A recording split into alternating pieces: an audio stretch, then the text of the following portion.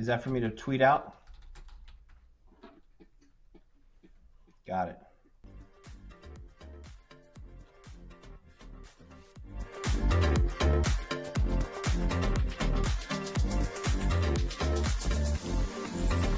And welcome to another episode of Shadow Board, Fairfax County Public Schools Edition. And now our host, Dr. Harry Jackson.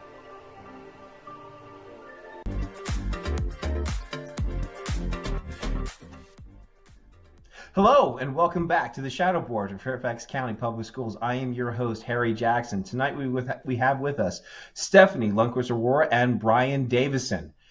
Tonight we're going to be discussing several issues, and as we are joining the school board late, some of the more interesting issues is that Dr. Ricardi Anderson has attempted to modify the schedule to add anti-racist training. Of course, we've seen that our racist school board hasn't allowed for the modification of this agenda, as well as others. Stephanie, Brian, welcome back to the Shadow Board. How are you? Good evening, Harry. I'm doing great. Got some interesting topics for this evening. So we certainly do. And as I'm about to share with the rest of our Fairfax County parents, the ones that have been denied. Harry, before you get going, I should say yes. From behind the scenes here, Stephanie, we lost your audio. So we couldn't hear you when you were speaking. I think your mic might be muted. There you go. We got you now. You want to say hello to everybody? Great. Hi, everybody. Thanks again for having us, Harry. It's great to be here. And yes, very interesting topics tonight. And it's interesting to see this split on the board, all of the debate on the agenda. They were 8 minutes late to start, first of all, and now we're having a very lengthy debate about whether or not to consider agenda item 2.09 on something that kind of smells like CRT in there, critical race theory, but we don't want that to get in the way of what's happening with them objecting to all of the Youngkin policies protecting parental rights. So it's interesting to see the split on the board. It's kind of funny, and yeah, let's watch and see what happens. I guess let's watch. It seems like they feel like they truly have no resistance going on. Let's see how they fight amongst themselves. Yeah. How do you promote CRT and oppose Youngkin at the same time? I mean, that's what they're I know, CRT that just won't die. They're having the victim Olympics. Which victim group gets to come out and complain the loudest? Exactly, which victim group, because they've already said that they're going to fight the Youngkin on transgender policies. They want your girls to have to strip in front of men and in front of boys in their locker rooms. And CRT, wow, we're off to victimizing white kids as well as telling those that are black and brown that they're oppressed and just aren't good enough.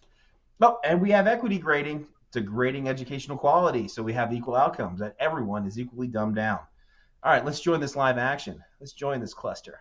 Dr. Anderson knows that I respect how hard she's worked on this. I respect our community that's been in support of it.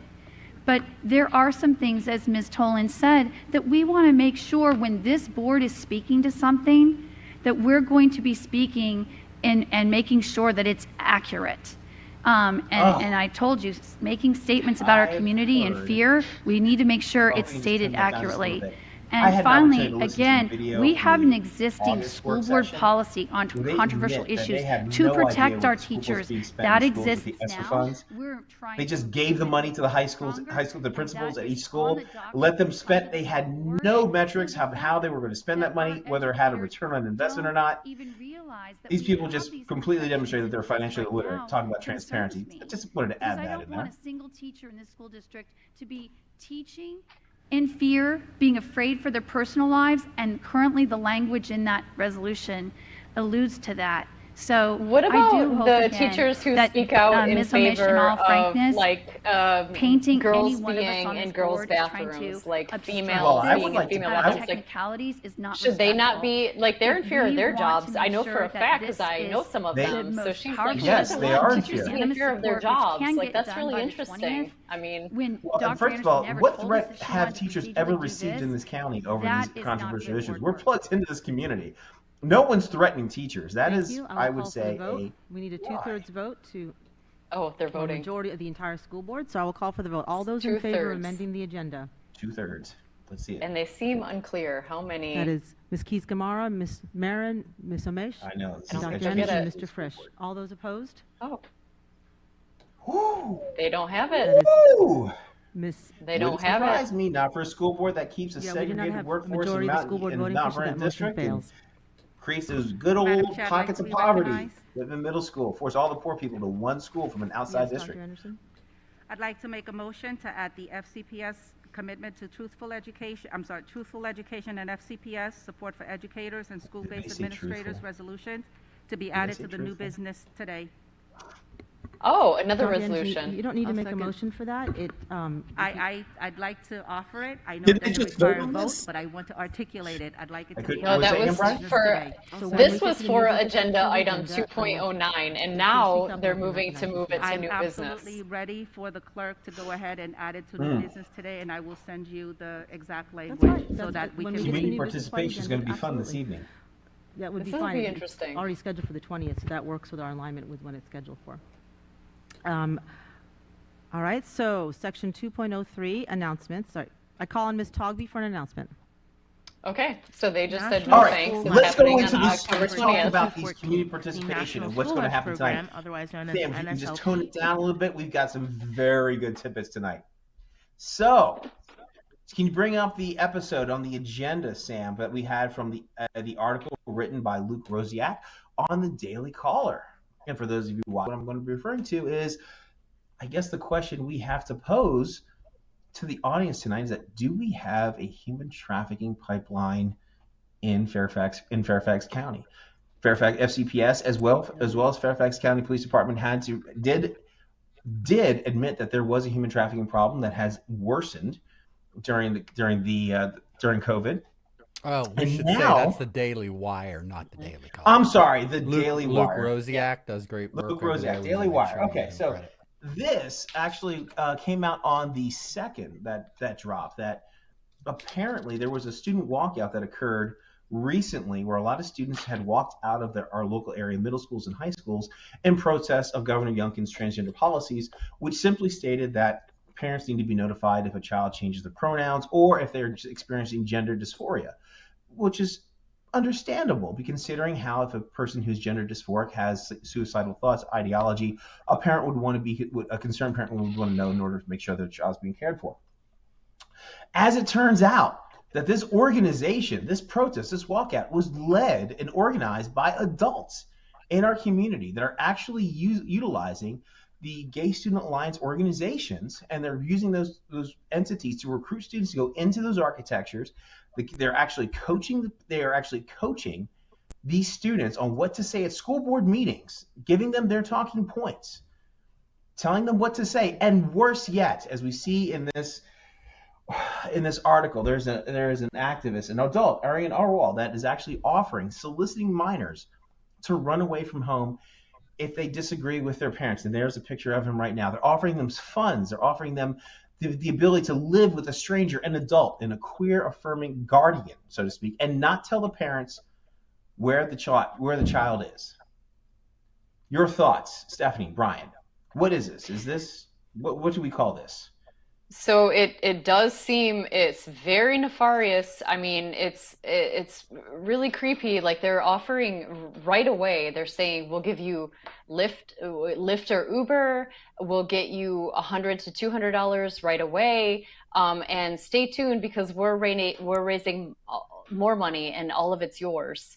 And we'll put you in these homes with people that you don't know. And apparently, there's like social services isn't involved. Nobody has been vetted, and they're offering to put children who claim that their identities aren't being affirmed into homes, which are, queer identity affirming homes. And that seems just really creepy. And then who knows? I mean, the sky's the limit. You've got California, that's the gender affirming sanctuary state. They just passed a law, Newsom signed, I think it was Senate Bill 107, I'd like to say, where any child who wants gender affirming healthcare can just go to California, and if they appear in California, they can provide them, who they call it top surgery. It's a double mastectomy for girls when they're minors. So, I mean, technically you're setting up things which are very dangerous. It's very suspect. And you kind of wonder what kind of groundwork is being laid here. I mean, what's happening when we're putting children in homes with strangers, and if they somehow end up in California and somebody wasn't affirming their identity, then the doctors in California can take over and help them with their double mastectomy, even though they're not technically legally allowed to get a body piercing, a tattoo. They're not allowed to drink alcohol or smoke tobacco. But like, don't worry, just have that double mastectomy so that you'll be gender affirmed. I mean, it's like we're living in some kind of we're living in a very strange universe right now. It's very interesting. I mean, this also includes testicular removal. When you think about it, when you have battered women in battered shelters, they typically will work with social services that will send these women to vetted shelters where they've already gone through a background check process. Now, interesting, this organization, the Pride Liberation Front, they're going to be speaking this evening. They have several speakers. In fact, I counted about a total of 9 speakers that are talking for Pride Liberation Front. Now, for our audience, this may be disturbing. The children that will be speaking tonight, they have been manipulated, they have been exploited. You'll notice and given talking points. They will all be talking about the same speaking points. We've been provided through third parties the evidence that this is occurring, that adults are behind the scene manipulating these children. This is very disturbing. As we might show some of the video, these minors that they are exploiting clearly are in middle school. They are very young. Look at those ages. Look at what they're doing. You can hear them speaking to them, manipulating them, telling them what to speak about. And even during these conversations, they admit that many of their supporters that participate in the walkouts only did so because they could miss school, because kids do those sort of things. Harry, I did manage to get all of those clips that you sent me off of the server. So I do have them. I'm going to go ahead and manipulate them a little bit here for viewing. Yeah, if you can show 2358. You just let me know which ones you want me to pull up, but give me a second to get them in the queue. Go ahead. Yeah, sure. The first one I think we should talk about is 2358, where these activists that are using the Gay Student Alliance chapters within your school simply to cause disruption in school and to disrupt learning, where they admit within this clip, when Sam brings it up, give me a second. Yeah, that the primary purpose why many of the kids that participated in this walkout wasn't a widespread support, but it was simply to miss school. So students are missing school, missing opportunities to learn, to participate in a social justice initiative. And it also, within this clip, adults are admitting to telling these children to stick to the talking points. Then we go to community participation tonight. You'll see student after student repeat the same talking points, clearly showing that they're being manipulated and they're being exploited. And Harry, I'd like to add, look at this audience right now. Look at this audience in here. Like the PLP and FCPS Pride, they're working together. I think that this is they've sent out their messages. Like, this is a very PLP FCPS Pride filled audience tonight. That's what's happening, is they're mobilizing against Governor Youngkin. So this is going to be a very interesting community participation segment as well. And they're using children to do it. They're using children to do it. So, I mean, there's so many angles on this story. It's hard to know where to begin. So first off, there's research that shows between 10 and 20% of high school graduates report being sexually touched by an educator before they leave high school. Not hearing a bad joke, but or an offensive joke, but actually being touched. And we've seen that the scandals they've had in the priesthood, as well as the Boy Scouts, of America. Not that those organizations are bad, but that if you're a predator, you go where the kids are, and schools are where the kids are. And they've had big scandals. And now this Pride Liberation group, right, where liberation, it has Marxist roots. The Marxist political parties of America take great pride in saying that they were part of the founding of this decades ago. They are going to encourage kids, induce kids to run away from home, right, where kids who live in a household with their parents have far greater outcomes than anywhere else. They're going to induce kids to run away from a home, pay them, and then give them to people who are unvetted and who it's there's 0% chance that you're not going to have a massive number of people who are looking to prey on these kids, trying to accept them into their homes.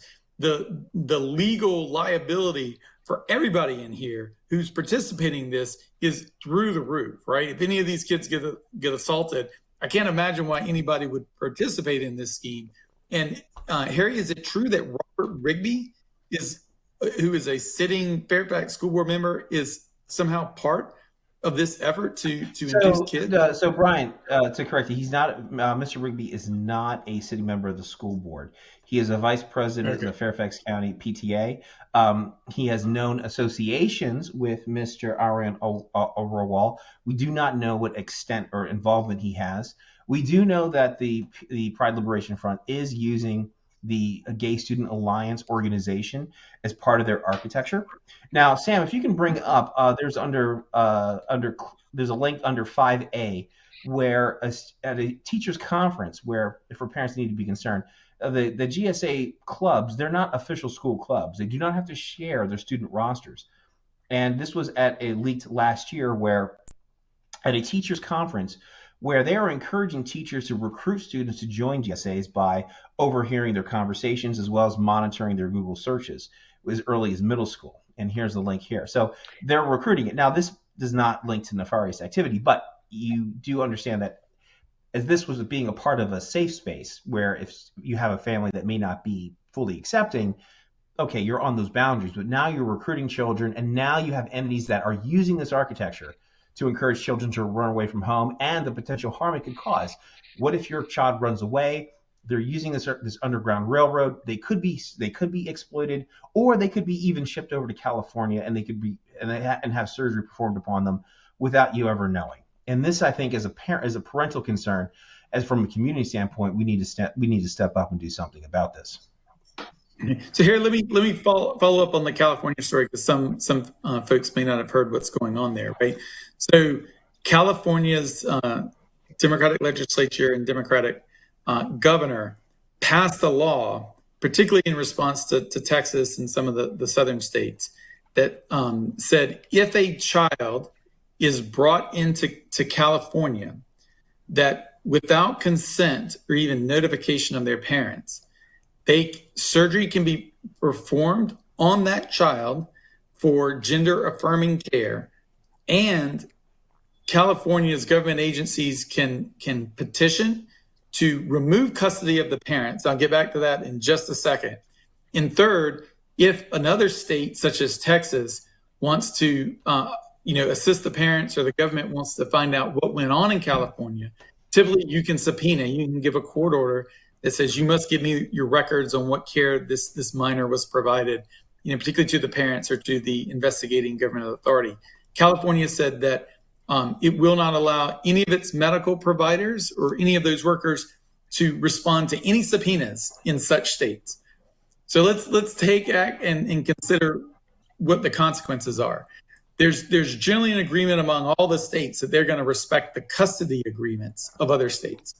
Otherwise, you have divorced parents or people trying to get custody simply run to another state and start a new trial and try to get the custody. And so if you have, we're not even talking about where different parents, like one's in California and one's in Texas, and they have a custody dispute.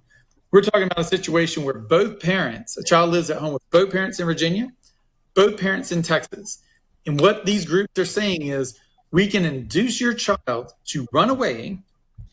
We will then petition California to get custody of your kids, without any parental involvement, give them surgery, and we basically remove the authority of the parents in another state to have any type of direction or on the upbringing of the children, right?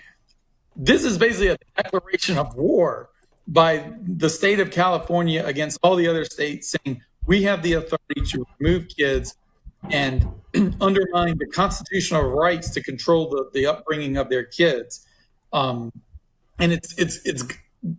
the court's obviously going to have to deal with this right away. but it's going to lead to chaos and reciprocity actions, from the other states. But, essentially this, we talked a little bit last time about Marxism. Marxism opposes the nuclear family because it assumes that instills a patriarchy or control or some type of obedience of kids following not only parents but governmental society.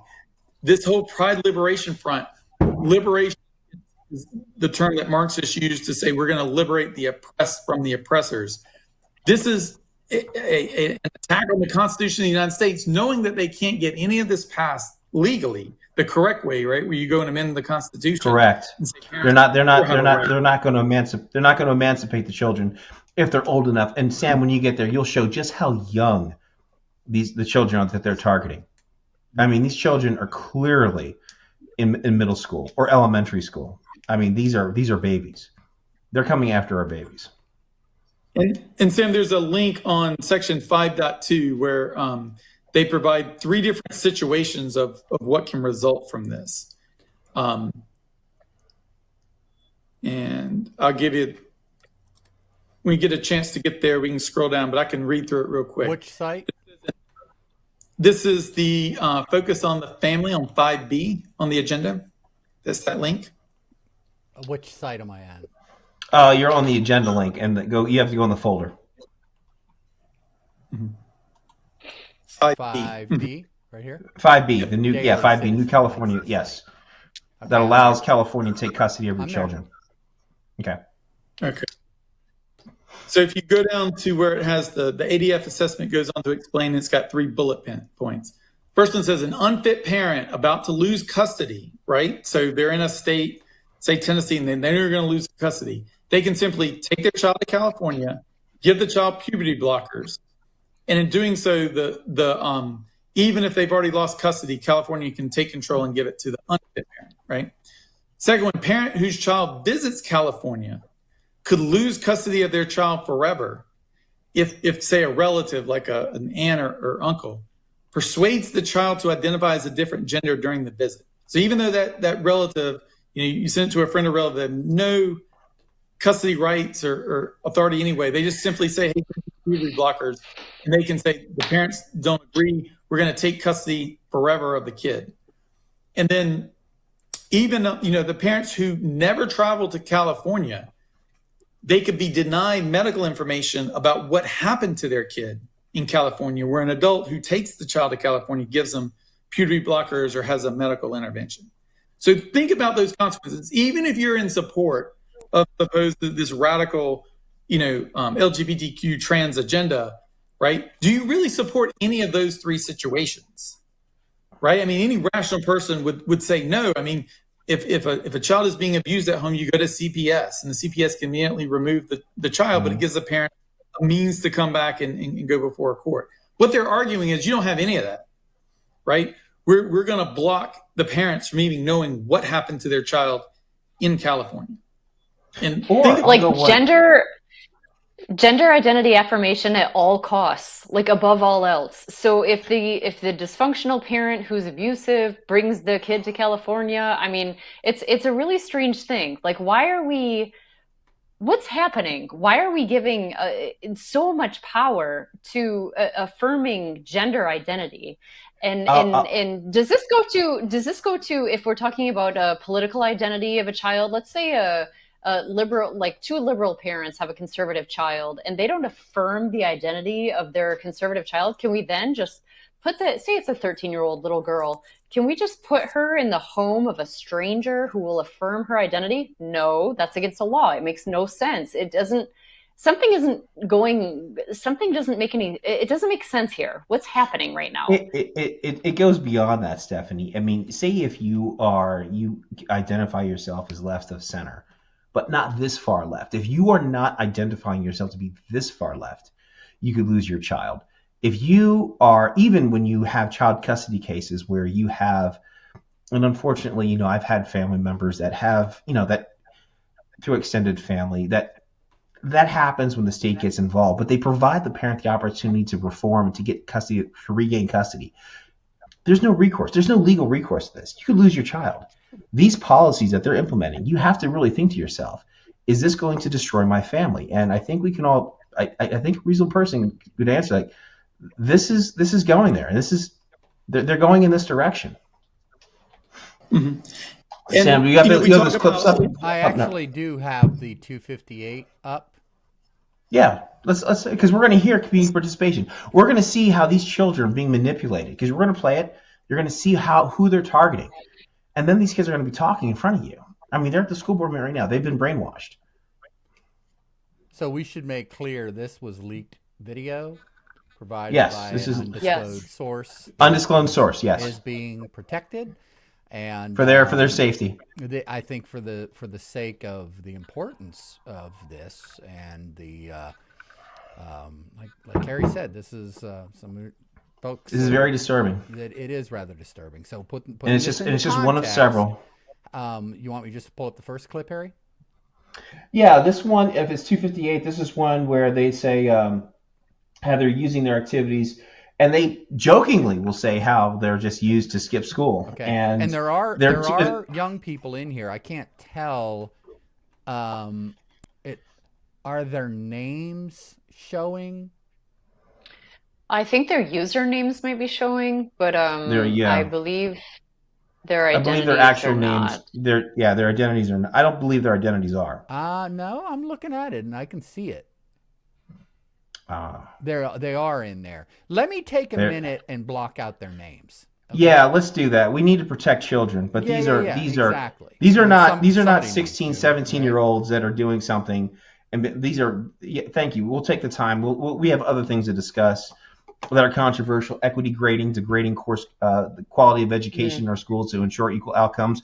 We've heard our superintendent Michelle Reed talk about she wants to move. Before we jump to the other topics, let's stay on this topic for just a second, right? So there are those who say that this is just allowing students to come out and be free, and that there's no coercion by the teachers. There's nobody preying on students, right? That this is all just make believe, right? Now, we know in terms of sexual assault, much of it goes unreported. And so you're saying, Brian, go back. Did you say that no one's preying on kids? Because these videos show quite the opposite. No. Right. That's what he's saying. They're saying we're paranoid. Saying that those on our side are overreacting and that they're not preying on kids. Oh, most certainly not. Right. Yeah. Right. So we know a few things. We know that from all the research and all the studies that in general, sexual assault, particularly those on kids, is underreported. We know also that when kids come forward with allegations of sexual assault, it is almost 100% true, but that most of the time it does lead to a prosecution. And so let's look at a situation that happened 2 weeks ago in Loudoun County Public Schools, where a lesbian teacher pled guilty to molesting a student she had helped guide to be trans, and having inappropriate sexual relationships with other kids. So Sam, on 5C, I added another link in that section to a Loudoun Now story. And this teacher coached and coerced these kids over a period of years, I think from 2013 to 2017, where she took a girl that was helped her transition to be a boy, but had her over to her home and engaged in oral sex with the student while the teacher's, or I think it was the counselor's own child was home. Now, Loudoun County Public Schools had no clue. They never found out about any of this stuff. It wasn't until the student went off to college and came back and said, you know what? That's probably not a good thing that you have groomers as employees coming back to do this stuff, and you basically have no oversight, and you're not protecting us as students at all. And it is extremely rare for this to lead to an eventual prosecution. But she pled guilty, and then it came out that this lesbian teacher had also had inappropriate relationships with other students, right? So, the real question is not does it go on at all, but exactly how pervasive is this? If you have, these private, teachers are grooming in their own houses, with these kids that nobody knows about it at the time, right? And that these people are saying it doesn't happen. How many of kids are going to be groomed and assaulted particularly when they're going through a confusing time as teenagers. And the radical Pride Liberation Project that you're going to hear tonight is simply doing the work of the groomers and NAMBLA and all these people on their behalf, trying to get parents to look away and trying to get residents to allow there just to be sexual free-for-all in the schools among the employees and the students. Okay, I have clip Brian, all thank you queued up and ready to go. So this. All right, so we have a. You want to add set, to what Brian, Harry, do us a favor. Set this up for our audience so that they are aware. Yeah, so what we're about to see. Basically, if that chapters are more long-term thing, district needs for a Hold temporary. on, you got the sound going. Add to what Brian just said, unless that Savon goes down quite a bit. District leads might end up being the chapter leads. They might not end up being the chapter leads. Just depends on the district. So, yeah. Okay, thank you. Also, Rivka, did you see my DM? Right. Hold on a second. I got it. All right. Okay, go ahead, Harry. So just so everyone's aware, just when Brian left off there, that the Pride Liberation Front also, we have in the video, that's in 2359, they actually do operate in Loudoun. So, but this video, you've got 2358. This is where, and the members of the meeting, hopefully, Sam, you have the names of the minors blocked out. But this will show you just how young they're targeted, just how young these children that are being targeted and being exploited. And where they admit that during their walkout, most of the kids joined had nothing to do with their cause. They were just skipping school. They didn't want to do with learning. So it's disrupting to the learning environment. But then they also reveal that they're being fed talking points. And several of their members are going to be talking tonight. So when you hear the common themes, you know there's an adult in the background feeding this to them. This also highlights, as a parent, why you have to have a connection with your child so that they feel comfortable coming to you, so they do not have to turn to another adult that will exploit them. All right, Sam, I think we're ready now to go to the video segment. Here we go.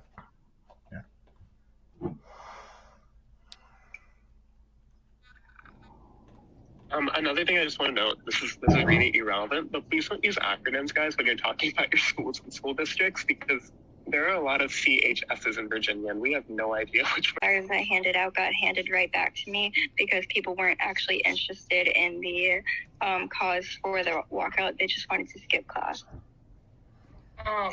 Did anybody else have that problem? I mean, I definitely had a lot of those people at my school as well, and honestly, fuck them. They don't realize it, but they are definitely helping our cause. They are bolstering our numbers. We can count them as people who walked out for the Pride Liberation Project for these walkouts across the state. And so I know it's super annoying to be putting all this time and energy into a walkout that you care a lot about, and then have a bunch of people who don't care as much as you do. But trust me, they're still helping and they don't even realize it. Yeah, I just wanted to add super quick onto that, which I really appreciate, by the way, Ranger, because you said pretty much exactly what I was thinking. But when helicopters are recording your school, they're not seeing which ones care and which ones don't. They're just seeing the numbers. So at the end of the day, do know that if you had 200 students, the news saw 200 students, regardless of how they actually felt in that moment. And that made a really big impact collectively. So y'all slayed. The one thing I will say is that, these three, dumbasses, okay, so they came wearing MAGA hats, and it was okay, whatever. And then, oh my God, 10 minutes before the rally ends, they all pull out these, Kanye 2024 flags. Oh? Wait. I'm just gonna say this, y'all. People will always be shitheads. That's just something that you're always going to encounter in public work. Just again, it comes down to this: we know what we're doing; they don't know what they're doing. Exactly. We just remember we were featured on a lot of national news and literally international news yesterday. We got a question asked to Joe Biden because of our work. They did not. I know it's very frustrating and I don't want to invalidate those feelings at all, but what I do want to validate is that you actually had an impact if people walked out, regardless of what their intentions and motives were. What I will also say is that the way organizing work works is that you'll have 30,000 supporters, for example, right? Those 30,000 supporters aren't going to be able to tell you every single thing about what you're doing, and they're not going to be able to describe the nitty-gritty of policy work because it takes a lot of time and energy to learn about policy. But what those 30,000 organizers do is that for the 30 people who actually know what the policy is and who actually know how they're going to advocate, those 30 people suddenly have a lot of credibility when they go talk to our Virginia lawmakers. And so mass mobilization is really, really important, but the goal of mass mobilization, y'all, is not to necessarily make people care about an issue. I mean, that's great if they do. The primary goal is to give us credibility in the eyes of lawmakers when we do have educated people, i.e. the people on this call, go talk to policymakers. Ariane, I just want to add on to what you were saying, and this is definitely just for the future if y'all are interested in getting more into organizing work. It's so important that you do give us a little bit of trust when it comes to specifically press strategies, because that's one of our biggest weapons.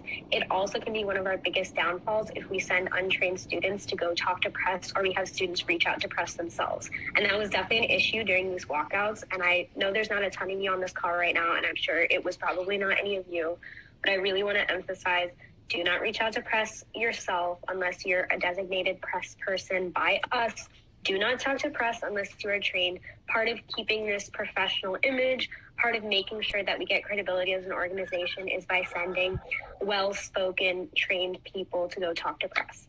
So yeah, that, and then also, y'all are being amazing. And definitely the one thing that I want to add is to make sure to give us grace. And we're going to be saying that a lot over the next couple of months or so as we get more into being kind of a larger organization, more chapters. But Ari and I are both very, very busy people. And we want to help you guys, but we can only do so much at one time. If we're not responding to your messages or not addressing your issue right away, it doesn't mean that we don't want to. It means that we may be busy with other stuff. So definitely keep that in mind when you're asking questions and things like that, and when you have things that you need help with, because we are very busy. So just think about extending us grace during this time. But yeah, other questions, go ahead for sure. Oh, maybe I should have specified something. Sorry. Yeah. Can talk about we saw. They're saying that the MAGA people didn't know how they were hurting their cause. These people had no clue how they were just destroying their own cause during this entire video clip. Yeah, and you can see that they're love bombing the children, which is a tactic used by groomers. You're doing so awesome. You can come to us for love and support. Of the 1960s and 70s. From ACT UP and Lesbian Adventures in the 1980s and 90s to the Transgender Education Association, FCPS Pride, and Pride Liberation Front here in Fairfax County today.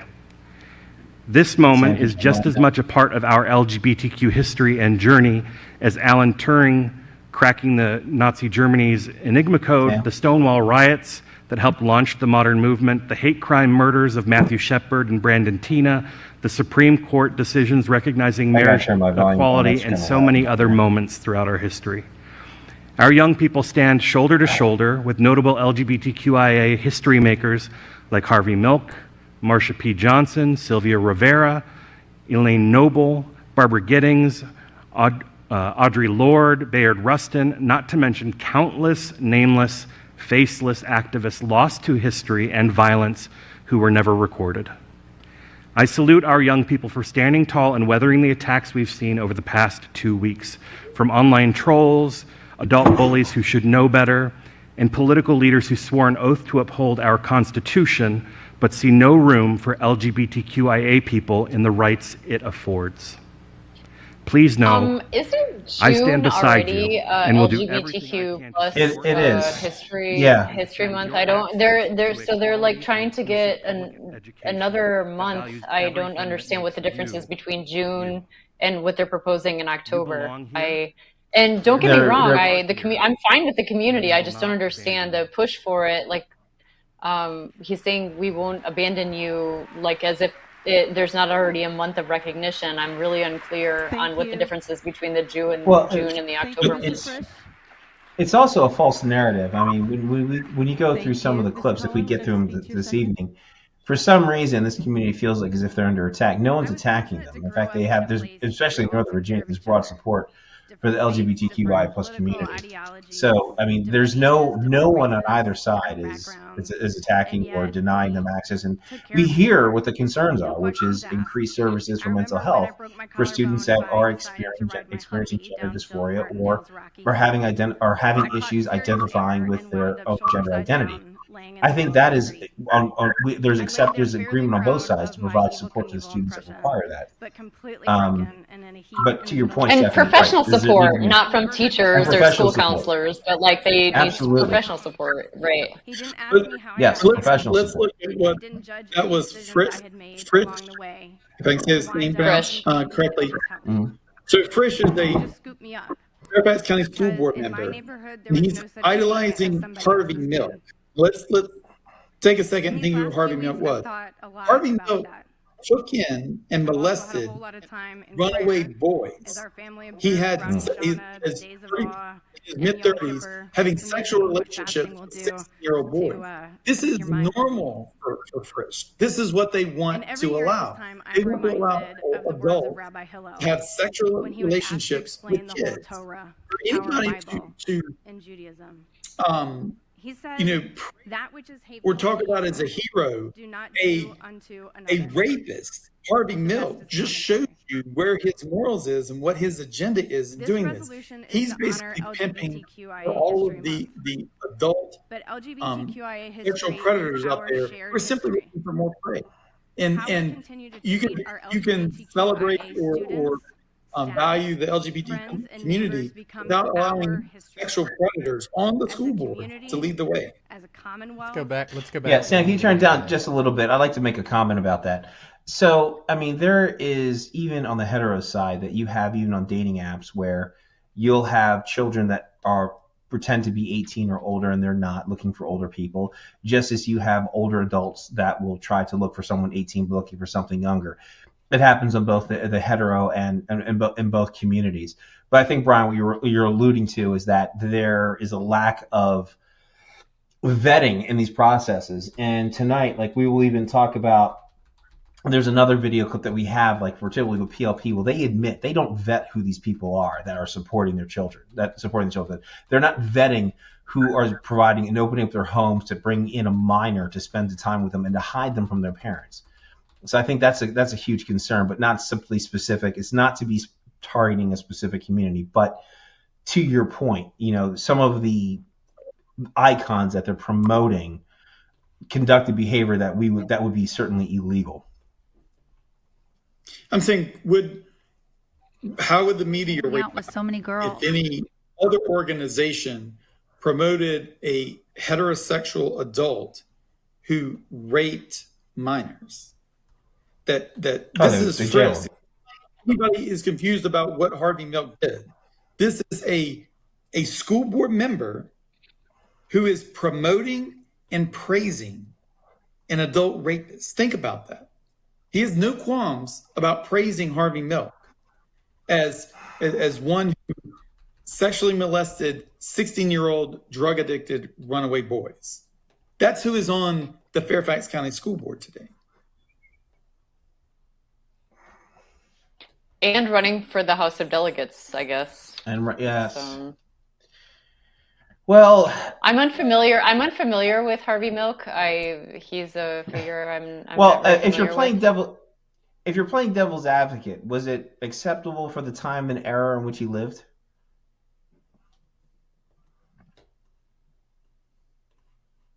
Sure. I think part of the issue is actually, I mean, I think it's never acceptable. I don't know, but this is really interesting. Like, as everyone is, you know, Netflix, the #1 documentary or docuseries right now is the Jeffrey Dahmer one, right?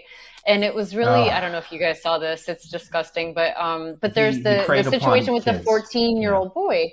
And the Milwaukee police said this is a gay man and his homosexual lover, their boyfriends, and they just didn't even care what the age of this kid was. It was like, it didn't matter that it was a child. All the police saw between these two men, the boy and the man, was two homosexuals, and it was like it almost didn't matter to the police because they were what the police saw as two gay people. And so the rules of like normalcy and protecting children didn't apply to them at that time, which is terrifying because yes, there are some gay children, some gay minors, but aren't gay minors, don't they deserve the same protections that all children deserve?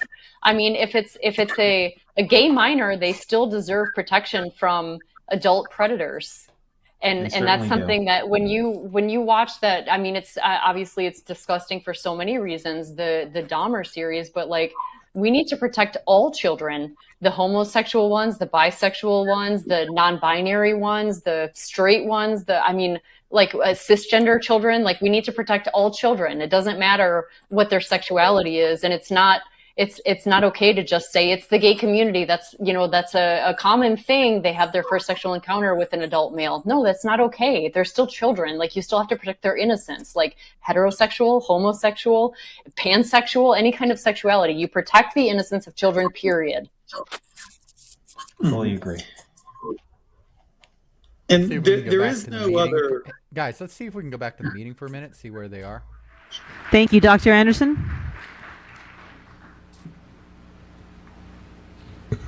Thank you. Mr. Frisch spoke so beautifully. I'm not sure we can all follow what he shared, but I do want to say that we are here for you. It is very important that every single one of our students who are in our schools feel safe and that they feel protected. And I hope that you hear that this board is committed to that. That is the right thing to do, and that is the only thing to do. We are all dismayed with what has been happening over the past few weeks, and I have heard from countless parents who are very concerned about what possibly can be taking place in FCPS. But we are committed to ensuring that you are safe in our schools, and we are committed to ensuring that there is truth in education, as Ms. Marin said, so that you see yourselves in our curriculum, you see yourselves in our schools. Who solicit the prostitution services of minors. So that's a really good point, Dr. Anderson. We would like our children to be Ms. Corbett-Sanders? Thank you. Oftentimes people ask, why do you all have all those resolutions? It takes an hour to get through all the resolutions that you all have. I'm going to take this off. More. It takes an hour to get through all the resolutions that you have on a typical school board agenda. What does that have to do with education? It has everything to do with education. Because through these resolutions, through our recognitions, the main thing, we are able to honor and celebrate all that is good in Fairfax County schools. But it also provides us with the opportunity to have each of our children see themselves in what we honor. Didn't we talk about like segregation? And so I like just Lewis applaud the maker of the motion. That was her, right? That's her. West Springfield, Mount Vernon. That's her, right? That's what I thought. Each and every one of us to follow the spirit of the motion, which is to better understand West Springfield white. LGBTQIA history, mantra. And see that LGBTQIA history in the United States is American history. It goes back to our roots, and we need to celebrate the individual identities that are reflected in a resolution such as tonight. So thank you. I don't understand this. I don't have a problem with it. I just don't understand how this is different from June. Thank you. I too thank the makers of our motion, and I just want to say unequivocally that every student in our schools deserves to feel safe, protected, cherished, and seen. There are no exceptions to that rule. West Springfield white. When one works in education, it is our responsibility to tell the truth about history. White lives matter, Corbett-Sanders. And this is our history. Despite recent political statements that have been hurtful and harmful, I believe that I stand with my colleagues by saying that we will stand with you and protect you, and to make sure that when you come in our buildings, you understand that every student understands that is where they belong. But are until they safe every with the student predatory receives counselors? that promise, No, we will work to make sure that they receive a caring culture culture feeling safe, for every student everywhere, not just in FCPS, not just in they had the Fairfax one at County, Irving Middle School not just too, in Virginia, right? but in this nation. Picking on children, using them for political purposes is simply wrong. And we stand. Isn't that what we just Did we not just saw? point out how they're That's what we using just children I for thought political that's what we just purposes? saw in the video, in the leaked video. Grown adults with a socio-political agenda rallying young Using kids children. and then utilizing them, training them, grooming them to promote that agenda. Isn't that But what we Sam- just saw? Why is she not Sam- We speaking just out saw against that. How dare you, Sam? It's okay when it's if it's this side, then it's fine, Sam. Like you said, whatever. Yeah. You know, If I they mean, do it, yeah. this is how folks would like to live their life, really and this boils is down their to one agenda. thing. I get I it, know but what I geez, want enough for with the students, and it is hypocrisy. for them. Call it Yes. out for what it is. Ms. This Kamara side eloquently said as well, I is just want doing the students to exact walk same through our thing. doors And feel like there's they are crickets safe and crickets welcome. Well, from first these of all, people. we don't This is have any children disgusting. we're using for political Experience that is geared purposes. to Oh them. We don't my have a God. child I gotta spokesperson. mute my mic. We're I not can't sending take our it. kids up there. This certainly We're not sending our kids certainly up there to speak at school board includes, meetings. students in Our kids are No. away from this. QIA Like, community. like, And This is I just want you to mind-blowing. know I'm here to support you. Unbelievable. Thank you. Ms. Pekarsky? Okay, thank you. Thank you to the makers of the motion for your eloquent remarks. I, too, just wanted to say we are, of course, living through quite historic times right now, and that is difficult for many in our Human community. trafficking times. But as my colleagues have said, every child belongs in our schools. Sometimes the only place where they find acceptance and respect is within our school buildings, and we have an obligation to our students to make sure that those school buildings are places where they want to come back every day. So thank you to so many of you who have come out tonight, and please know that we are dedicated. It is our mission always to ensure that every student in FCPS is respected, valued, belongs, and sees themselves as part of a larger community. protect them. Thank I want to you. see if the kids are safe and if they're learning. Thank you. The vote on LGBTQ plus History Month today is quite timely, as my colleagues have shared. The resolution reminds us of the struggles of human Will she history abstain? and what She humans have abstains faced for in all forging a these. place Like, for that's everyone. their agreement, right? It inspires She us and gives abstains us for hope these, that we can and find then a better they way. vote for her, like, And it Oh, reminds we us got her blabber over. Yeah. Yeah, she just drones on. Like when you listen to her during the work session, she doesn't say anything other than what she doesn't understand. But then school board meeting time, it's like a bunch of nothing. But And then Today, my generally reflections are about justice. abstains. What the moment Oh, calls on justice. us to do, and how we It's can come affirmative together to action in teach. practice. This girl went to Yale. I mean, did they get her up there to meet every little token in the box? But It's about she's a dumb as a fearless rock. justice that stands for the oppressed, I speaks don't up for the disagree with you. marginalized, and always, always upholds the truth. Some of us may be too hurt or afraid to sift through the dogmatism or ideological hardlines to see things through the lens of another.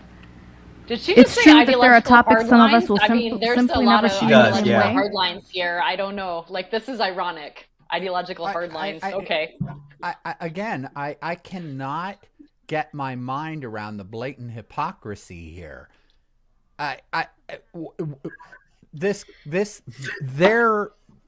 These people, their vision of inclusion only extends to those that agree with them. well, this is a person without It's even a child mind-boggling in to the in our school system. What is lost in the political climate today in all of this? Let's tone it down just a little bit. I mean, she's very long-winded, so she's going to offer a lot of opportunity for us to talk. In fact, I doubt she even writes her own speeches.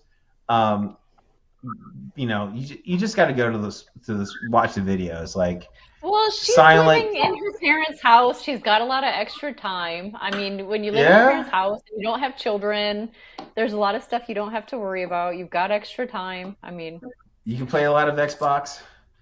You would hope it was trying to I was listening to her talk in the August, like in the budget meeting, just financially illiterate, not understanding how budgets work, nothing. Oh no, we can well, go she doesn't back have to to pay it. her own bills. No, it doesn't have to pay her own bills. I mean, but yet, and they're talking about like the ESSER funds cliff. Like they spent all these ESSER funds and they realize, oh, these are going to dissipate at some point in the future. What do we do? No plan. No plan whatsoever. And they're bringing in our new superintendent. She's talking about let's move away from like a system of schools to a school system. And like that's the other scary part when we talk about equity and this equity grading, where they just want to have everyone come out as the same cog, the exact same, which is just not going to work. We're all different. We all have different goals. We all have different ambitions. We all have different dreams. And they're just looking to just shift it towards making you a part of the proletariat. Mm-hmm. But let's apply some critical thinking. I mean, we always hear groups on both sides say we want to teach our kids how to think, not what to think, right? And the schools start to teach the scientific method around like the 3rd grade, and that's the heart of civilization, not lived experiences, but objective truth. When you go about the scientific method, let me create a falsifiable hypothesis that tests a certain position or assertion. So what do we mean by that? Is that you do a test. If it comes out one way, prove your hypothesis wrong. If it doesn't prove the hypothesis wrong, you can keep testing it until eventually it turns into a theory or principle or theorem or what have you. So the question is what is the true percentage of transgender kids, right? And historically, that's been like 0.01% or an infinitesimal amount. And then over the last 20 or 30 years, right, there's been pockets. When we say pockets, they're kind of clustered around, certain neighborhood or certain schools where a large number, particularly young girls, but, sometimes young men, where they come out and supposedly claim to be trans. And so the idea is that if we were doing a critical thinking exercise, right, we would say, hey, can we come up with tests or can we go through and see, is this statistically valid? Does it make sense that we have 5% of the kids at this one school come out and say they're trans, everywhere else it's 0.01%? Or after a few years, after 5 years, do they still hold that belief? Or, when they take, child predators, they actually can conduct scientific experiments about whether they're attracted to, say, young children, right? So they can do experiments where is a given person attracted to same sex or opposite sex. None of this is being done. And every test that comes out, and when you actually have research that writes a book that shows the clustering, it's basically pure peer pressure, right? There's no evidence that there's any increased occasion of transgender, yet they constantly push that anybody who even asserts they may be transgender has to be affirmed, locked into that position, and called different names, right? They're not claiming any critical thinking. They're not proposing any tests or hypothesis or anything along the scientific method. It's purely recruiting people for a certain victim identity politics. And it's worse than that. It's worse than that. They're not. It's a medical condition that needs to be treated as such, and they're not medical professionals that can make the accurate diagnosis if the child is truly gender dysphoric and not transvestic or something else.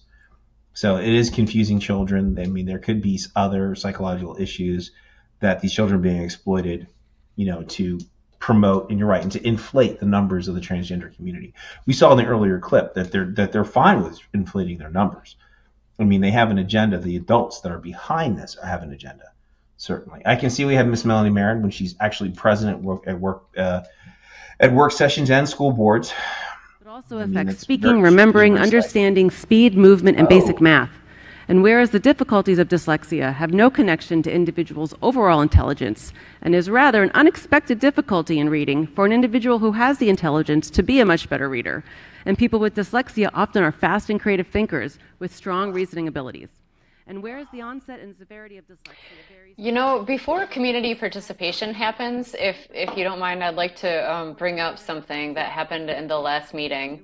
There was a speaker who went up and attacked Harry and me in particular, two private citizens. And it was really confusing, first of all, to be attacked at a school board meeting when we're not candidates and we're not on the school board, and they have a code of conduct where you're not allowed to attack FCPS personnel or students. So it was really, I found about it after I found out about it after the fact, and it was really strange. I thought it was really weird. It was kind of like if we showed up at like, Brian, if we showed up at like Loudoun County School Board meeting, Harry and I did, and we're like, we have an axe to grind. I want to talk about somebody in particular that isn't on the school board and has nothing to do with this situation. I just feel like talking about people in public in front of everybody. I mean, it was a really strange use of community participation time. So anyways, I sent an email to the chair, Rachna Sizemore Heiser, and I said, and I'll quote it, I believe there was a breach in the code of conduct during community participation at your September 15th meeting. A speaker stood in front of the board and discussed two private citizens, myself and Harry Jackson.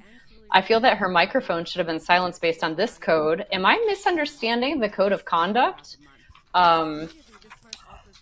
As chair, you explicitly state that speakers should avoid personally attacking students or FCPS employees. Is it acceptable to use the 2 minutes to criticize private citizens in Fairfax County? It seems unprofessional, even if politically expedient, to allow such displays. I look forward to your response. And guess who didn't respond? She didn't respond. So this is what I wonder, like viewers and everyone. If you have an axe to grind in Fairfax County with any private citizen, if your neighbor won't remove the tree limb or, lets his grass grow too long, you can come to the Fairfax County School Board meeting and just use your 2 minutes to just air really your complain about that grievance. person. That's what the code of conduct, apparently she didn't respond to me, so I'm just wondering about that code of conduct for the school board meetings. So this is a recap of just the insanity that happened. You had a person who doesn't have a child in Fairfax County schools, does not live within Fairfax County schools, go to a Fairfax County School Board meeting to talk about two people because she believed they may run for school board and defame them. And the school board candidate's like, wow, they just let it happen. I mean, Stephanie and I must be It was politically right. expedient for them, so they just let the mic run on. It was like, please don't have Harry and Stephanie run, because this is what could happen. They'll protect our children. They'll return educational excellence. They'll too many parental pay. rights. Exactly. We'll restore parental rights. Don't let this happen. Look out, world. Look out, world. And then that's the moral of the story. But if you're Robert Rigby and you go in front of the school board and you have something to say, then they just let your mic continue on. They gave him, I think it was an extra 30 seconds. Do you remember? I think it was the June or July meeting. So the code of conduct in this school board is really strange, isn't it? Like who's allowed to do what and what you can speak about, depending on what's convenient for them, how long you can speak. I mean, it's all very strange. Speaking of personal attacks, is Mr. Robert Rigby, is he the most honest person? Did he lie in print? Oh, yeah. Well, he did give an interview when we had a parents' rally. Do you guys remember this? He gave an interview and he said, and I'm not quoting verbatim, but he told the press that that some parent went up and was screaming in a student's face and yelling awful things, abusive things to the student, and we were a counter rally. So first of all, everything points to, we contacted the police, we had all of the media, we alerted the media beforehand. So our rally for parents' rights was first, and he organized a rally that was second to our rally. Now, I don't know if you want to call it a counter rally, but it was scheduled second. So maybe if they're opposing parental rights, that is a counter rally anyhow. So then in that case, by definition, his rally would have been the counter rally. So first of all, he said we were the counter rally, but then he made these claims about this abusive parent screaming in this child's face. And I published an article about this in Fairfax County Times. And I said a couple of things here. Robert Rigby walked around with his cell phone, and he was getting really close to people who were in the parents' rally, really close to their faces to intimidate them. A lot of people thought to post, photos of them or videos of them on social media at this rally. And he just always really has his phone handy. So the fact that he made this claim and he didn't have a video to substantiate this abuse on the part of some bigoted parent against a child, really speaks volumes, right? Like if that actually happened, Robert Rigby would have videoed it for sure. I mean, he always has his video. I was there at that rally. I did not observe any parent engaging. And I was there too.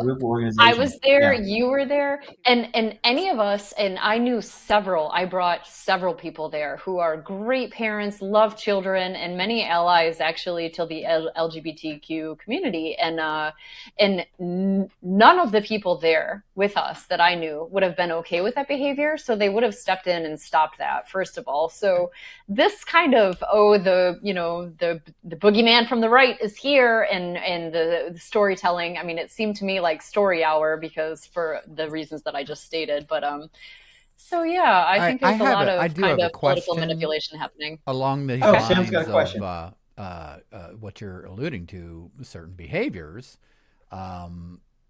The video that we saw, and of course there are more. I had pretty much difficulty trying to block out those names, Harry, because the video was moving all over the place. I think maybe what we can do is, I don't know, we'll talk about that. But anyway, the bottom line is the bottom line, which is these are adults that are, as we saw, rallying, recruiting, training, and pushing youth out into the community to advance this agenda. So the hypocrisy is blatant and obvious. Has there been any response from the school board as to the bombshell leak of these videos and the article that went out on the Daily Wire? I mean, I can't believe there's silence over this. No, there hasn't been. There are two issues. One, that you have adults that are manipulating and exploiting children for political gain. The second issue is that you have adults that are soliciting minors to run away from their homes to be in the care of an affirming guardian, and whatever that means, that by their own admission they don't vet. And so, like, if this is a condition that is putting children at danger. I mean, they're just soliciting. They, by their own admission. I know, Sam, you probably haven't had the other video. Maybe if we can go and do a further job of blacking out the names, and maybe we can share that on the website to as further relevant proof that they admit that there's no vetting. There's no vetting. If you're a predator, you can join this organization that will put you in contact with a minor to stay at their home. And as a parent, that should scare you. For me, this hits personally close to home. I have had a family member that has been abducted.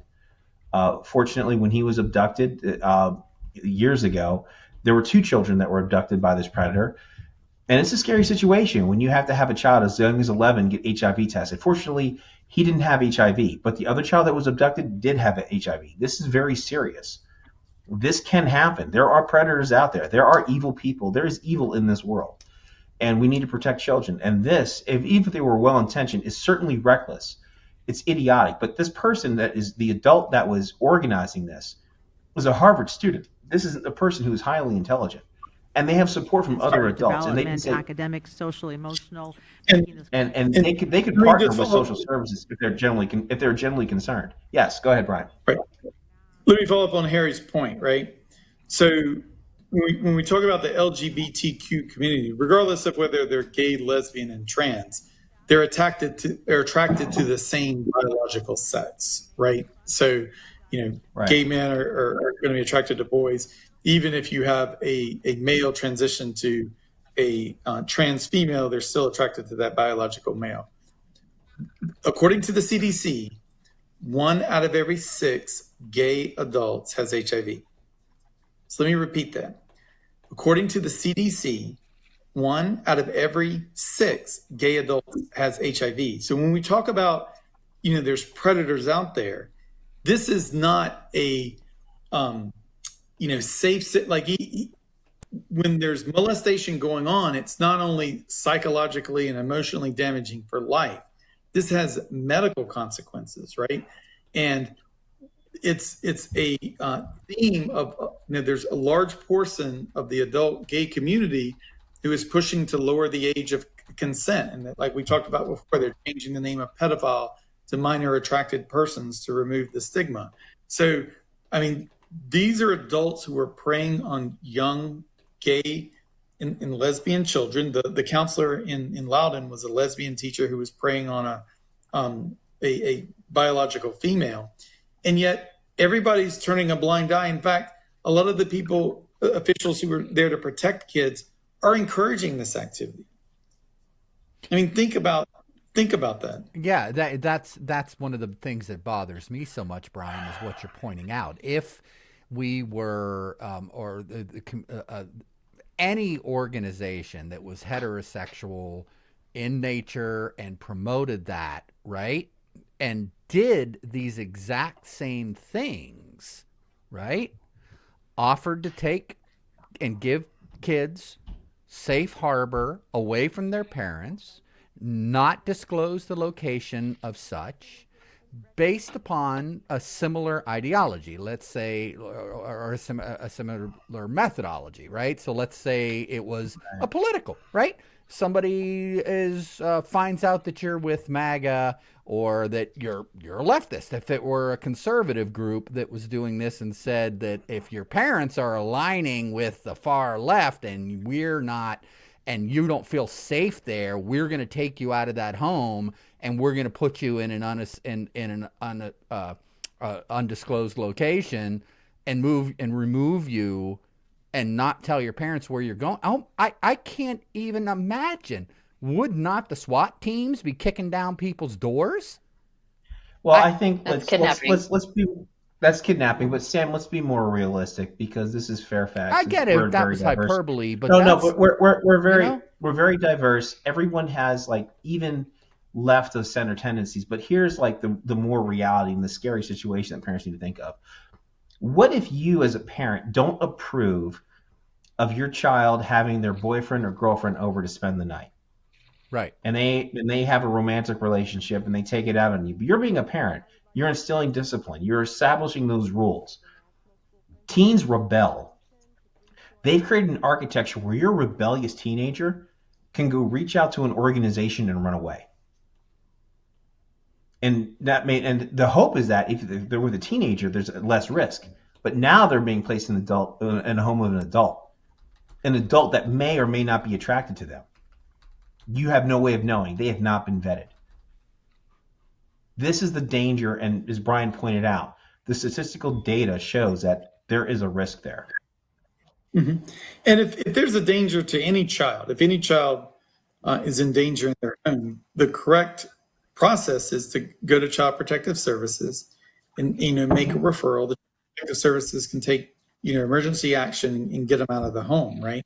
That's the proper way to go about it. So you protect everybody's rights, right?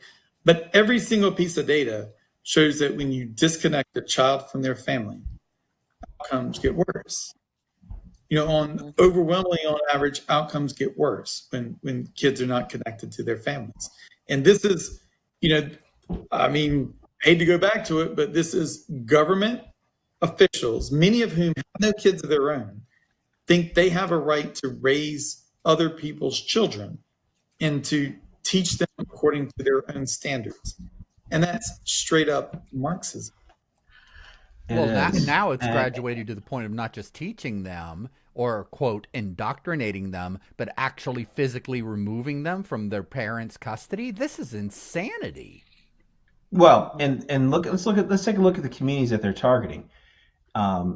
In their announcement, they clearly targeted. They say, just as a FYI, just so you're aware, if you do run away from home, that the guardian will be white. So they're clearly implying that they're targeting children of color to run away. I mean, in Fairfax, we have what, the ninth largest undocumented community within the United States, a community that is English learners in many aspects that are already resistant to talking to the police. I mean, this is a very dangerous scenario that has been created, and why, if they were well intentioned to protect youth within that community, would they ever resort to such a measure? And yet, we have yet to hear any repudiation from this measure. We have yet to hear any statements from this organization or any other leaders saying this is not the way. We want to protect our youth, but this is the way to do it. Engage with Child Protective Services. Have adults that are vetted volunteers. But no, that's not what they did. They created a clearinghouse for adults to say, hey, who wants to have a youth stay with them, and you can hide them from their parents. And they had plenty of adults raise their hand and say, we'll do it. We'll give them money. Yeah, and who are these adults? Who are these adults? I mean, given the liability that they're going to be taking on in terms of bringing in children who the parents don't know where they are, who they're with. I mean, who are the people who would volunteer to do this, to take in a child where the parent doesn't know where their child is going? I mean, it's all very suspect. And why is no one denouncing it? Why is this that we're still upholding the PLP today, the adult kind of puppeteer organization that's happening right now, despite this. It's really sickening. It is sickening. You have people. Go ahead. I mean, you have adults that are signing up to take children away and putting their parents and families in mental anguish. They assume that parents don't love their children, whoever they are, unconditionally. And they're willing to just take these kids away and swoop and basically kidnap them. I'm sorry, Brian, go ahead. I was going to say, think about it, you have a state, California, where the legislature and the governor have encouraged adults to kidnap and transport kids there, take them away from their parents. Imagine if we were doing this to, say, Mexican kids, right? That we said, hey, if you can go kidnap, a teenager or an adolescent in Mexico and bring them here and give them drugs, you can keep them and you can molest them, right? Or that, Brian, any other country. I got to interrupt real quick, guys. I have to step away for a minute. I'm going to go ahead and leave it on this scene because it seems like something's going on. Yeah, leave it at the volume. We'll let you know when they get to community participation. This is unusually long for how long they've been. I got to step away for a few. Yeah. Okay. I'll send you a text. I mean, California is not making these rights against other countries, against Canadians and Mexicans. They're intentionally doing it against other states, right? I mean, if you wanted to create a mechanism so where you have conflict between the states, right? I mean, to me, the obviously next step is, some of the states who are being targeted by California's laws are going to pass laws that say, hey, we can issue warrants for the arrest of the doctors who do this, or for the legislatures who pass this law, or the judges who give custody, and then, authorize bounty hunters to go bring those people back from California to, say, Texas to face prosecution. Then you really Texas or Florida. In Texas or Florida, they don't play. They protect their kids. I mean, can you blame them if you have a state openly declaring that your kids are fair game for their sexual predators? What other rational response is there, right? I mean, it's purely unconstitutional, and the notion that they would even entertain this. But I'm going to change the topic real quickly, if I could. I know there was a dyslexia proclamation earlier, and I think it's the appropriate time to talk about the special education comprehensive report that came out that, to Fairfax's credit, they commissioned an independent special education report who did a full evaluation of it. And I'd like to read a finding from that document. So when Sam gets back, we can probably post a link. But finding 1B, .3, and it talked about, as you IEPs, individualized education plans, are created with specific, supports and instruction and that are supposed to be provided, and then you're supposed to gather data objective data on whether there's progress being made, so you can determine, hey, whether is this plan effective, or do we need to change course, or what's going on. And it talked about the different types of evidence that can be provided on the IEPs to say, are we making progress? Are we getting it? And so category A, educational information like SOL data, progress monitoring data. B, medical and developmental information, things like adaptive behavior. You're about to go to it. I'm going to text Sam. C is socio-cultural, and D is psychological information. So let me read from the next paragraph. Although most IEPs include information from multiple domains, we noted over-reliance on subjective and, quote, anecdotal forms of information. Specifically, 73% of the reports included evidence of classroom observations, anecdotes, as a source of data. In contrast, only 1/3 reported a formal educational evaluation. So less than that, only 27% of the IEPs are providing any real hard data other than a subjective anecdote from a teacher. And is there any wonder that special education parents have a real concern that they're being hoodwinked by the district that's just going through the motions with their kid, and there's no objective data on whether their child is making progress, right? On a parallel note, we saw a group of special education parents file a lawsuit, I think, against a lot of the districts as well as the Virginia Department of Education. And their premise is you have to go through a special hearing if you have a disagreement with a district over whether their special education plan is meeting the law. And they assign a hearing officer, which is usually maybe a retired judge, or they're paid for by the Virginia Department of Education, and they're picked by the Virginia Department of Education. And they noted that, let's see if we can hear this guy. 98% of the hearings go against the parent. They filed to the model transgender policies released by the Virginia Department of Education on September 16th. These new policies not only remove the previous guidelines school boards were required to enforce, but they counter the very intention of the original law, to affirm and protect transgender and gender nonconforming students using evidence-based practices. There is nothing evidence-based about these new guidelines. Transgender and gender nonconforming students would have to pass through hurdles just to be respected. Closeted students could be outed to their parents by school faculty. By enacting this law, the lives and safety of all queer students would be jeopardized. As a queer student, I am terrified, not only for myself, but for the countless friends of mine whose lives could be destroyed by these provisions. Being queer in school is difficult enough. Going to extreme lengths to ensure that being openly queer is simply not possible for the vast majority of students is inhumane. My biggest fear is what could happen if this draft went into effect. Currently, 50% of LGBTQIA+ students in FCPS are depressed. 50%. If their rights, safe spaces, and self-expression were taken away, this number would only skyrocket. Historically, schools have provided mental health resources for these issues. Under the new guidelines, many queer students such as myself would have nowhere to go and no one to turn to. Students who are already isolated and ostracized from school environments would be kicked to the curb completely. We cannot let this happen. We cannot let our school system fail a group of students that it is required by law to serve.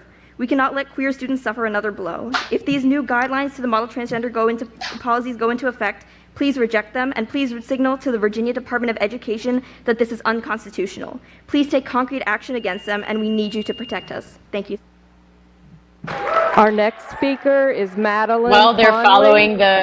following the war drum, right? The lives and safety of students are in jeopardy. 50% plus are depressed. Hello. My name is They're Maddie, alone and I'm a isolated. student at Oakton High School and a member Let's of the see, I Pride bet it's gonna be Liberation the Project. same here. I'm here tonight to speak about the Virginia Department of Education's proposed 2022 model transgender policies and the devastating effects they would have on the queer student body. First of all, I'd like to emphasize that these policies are using parental rights as a cover to invalidate transgender students. They are blatantly discriminatory and prevent students from receiving gender-affirming care, such as correct name and pronoun usage, access to counseling, and participation in extracurricular activities corresponding to their gender without explicit parental consent. These policies not only take away the individual rights of, but force schools to out genderqueer students and enable the oppression of all queer students.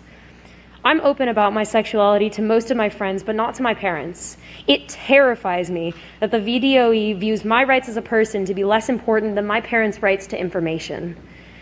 Coming to terms with and expressing my sexuality has been a long process, one that I'm still going through. I've had panic attacks, anxiety episodes, and full-on mental breakdowns over it, and that's without the added pressure of possibly being forcefully outed to my family. All students, but queer students especially, should be able to seek out counseling and feel safe at school.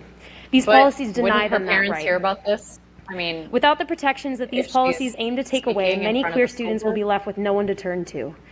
The VDOE states that all children should be valued and respected, yet they continue to marginalize queer students. I can't express enough that these policies are catastrophically bad for the transgender student community and open the door for discrimination against all queer students. No one should have to go to school in constant fear of who they are. FCPS needs to step up now to prevent these policies from being implemented in schools. Please don't let queer students be cast to the side. Don't stay silent and prove to the state that we matter less than other students. Thank you. You know what they don't get, what they're not getting? Our next speaker is Finn Cohen. We, the parents, love our children more than anyone else could ever know. And more than the school does. Hello, My name is Finn. We love our I'm a senior children at Lake more Braddock, than and I'm anyone going else. to tell you about my experience as an openly queer student these past 2 years. I never had any problem before the pandemic. No matter how I presented or what I wore, I was allowed to be me. However, after COVID, that's where the problems started. I don't have a normal style, and I don't use traditional pronouns. I sincerely believe that the reason these students have gotten so bold is because they see their parents acting like this. They see their parents bully transgender kids constantly, calling us predators, slurs, and establishing to their children that harassment and bullying of people who don't look exactly like them is okay, encouraged even. I was posted on an Instagram page last year that was specifically for targeting LGBTQ+ kids. They posted my location in the school, saying that they wanted me to get beaten up to humble me. I've been called slurs, had trash thrown at me multiple times, and even sexually harassed since then because of what I look like and how I present. I am not alone. Queer kids are constantly targeted because of who we are, but we will not be silenced. When I repressed who I was because of fear of what others thought, I was suicidal. I hated myself. But I would rather be hated by others for how I present than hate myself because I'm not honest about who I am. This new model policy will never silence me and other trans kids. Harassment of others because of them being different is wrong, no matter what others tell you. If FCPS adopts this new model policy, it will show these parents and children that this behavior is okay and encouraged. Transgender kids must be supported and protected, and it is your responsibility as adults to support us. Adoption of this policy is lethal for some trans kids. We have the right to feel like and be treated as human beings. Thank you. This is part of the talking Our next points. speaker is Patrick Show that you're Bai. suicidal and depressed. It is. And then if they It is a don't part of pass the the talking policy or allow, then you're suicidal and depressed. I'm Patrick. I'm a high school senior at Thomas Jefferson High School, and I'm here with the Pride Liberation Project to talk about the new VDOE policy. One of my friends is gender nonconforming. They're not able to testify today because it's not safe for them to do so. Their story is featured in a Washington Post article titled, "Virginia's Trans Kids Fear Being Outed by Youngkin Policy," and they gave me permission to elevate their story here today. My friends spoke anonymously with the journalist because they're not out to their parents yet. If they did, that would probably lead to them losing financial support for college or even losing housing. Current FCPS policy forbids school staff from outing students to their parents without student permission, but the model policy would nullify that. If that happens, my friend's counselor, who knows that my friend is gender nonconforming, is likely to out them. My friend is not alone in their family situation. The Trevor Project found this year that fewer than 1 in 3 transgender youth live with supportive families. Worse, the University of Chicago reported in 2018 that queer youth have a 120% increased risk for homelessness due to being rejected by their families. Quoted in this Washington Post article, Governor Youngkin responds to this fear by saying, "I would say, trust your parents." But he fails to consider the relationship that some queer students have with unsupportive parents. When my friend even suggested possibly being transgender to their parents a couple months ago, they were not allowed to speak to their little sister for an entire week. A lot of the support for forced clouding claims that school staff should not be able to keep secrets from parents. But this isn't about teachers or counselors. This is about our futures. When I hear that my friend is scared, dreading for the moment that they get an email from their counselor when everything could fall apart, I'm worried with them. If my friend trusts their parents to kick them out of the house, we should trust them as well. This school must openly reject the model policy and call out the VDOE. Thank you. He did say that some Christians did I They hear that attacked right? Christians. Yeah, they attacked Marie Christians. Lewis. Christians that believe in love thy neighbor. They did attack Christians. Well, I would suggest that there are probably plenty of Muslim families out there that might feel the same way, right?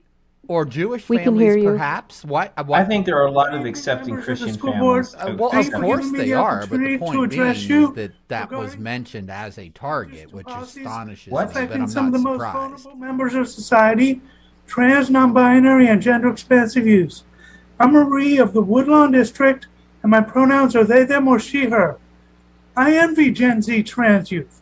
They have opportunities and options that were not available to me growing up in the 70s and 80s. I did work as an activist with Queer Nation and ACT UP in the early 90s to help that process along, but did not have the opportunity to really begin to understand myself and my gender until I was 48. I was 48 when I started my own transition, and all the lost years where I was living a half-life haunt me. So now Governor Youngkin is proposing to take away the protections that have been given to trans students over the past 2 years when they could feel affirmed and accepted, and put in place policies that will cause them direct harm and place their lives in safe home environments at risk from parents who don't want any queer or trans youth in their lives.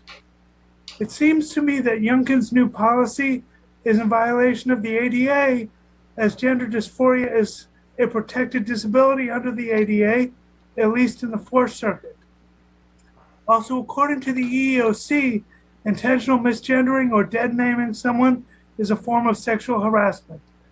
If Governor Youngkin's purpose with this policy is to provide a safe and healthy environment for learning for children, he has failed.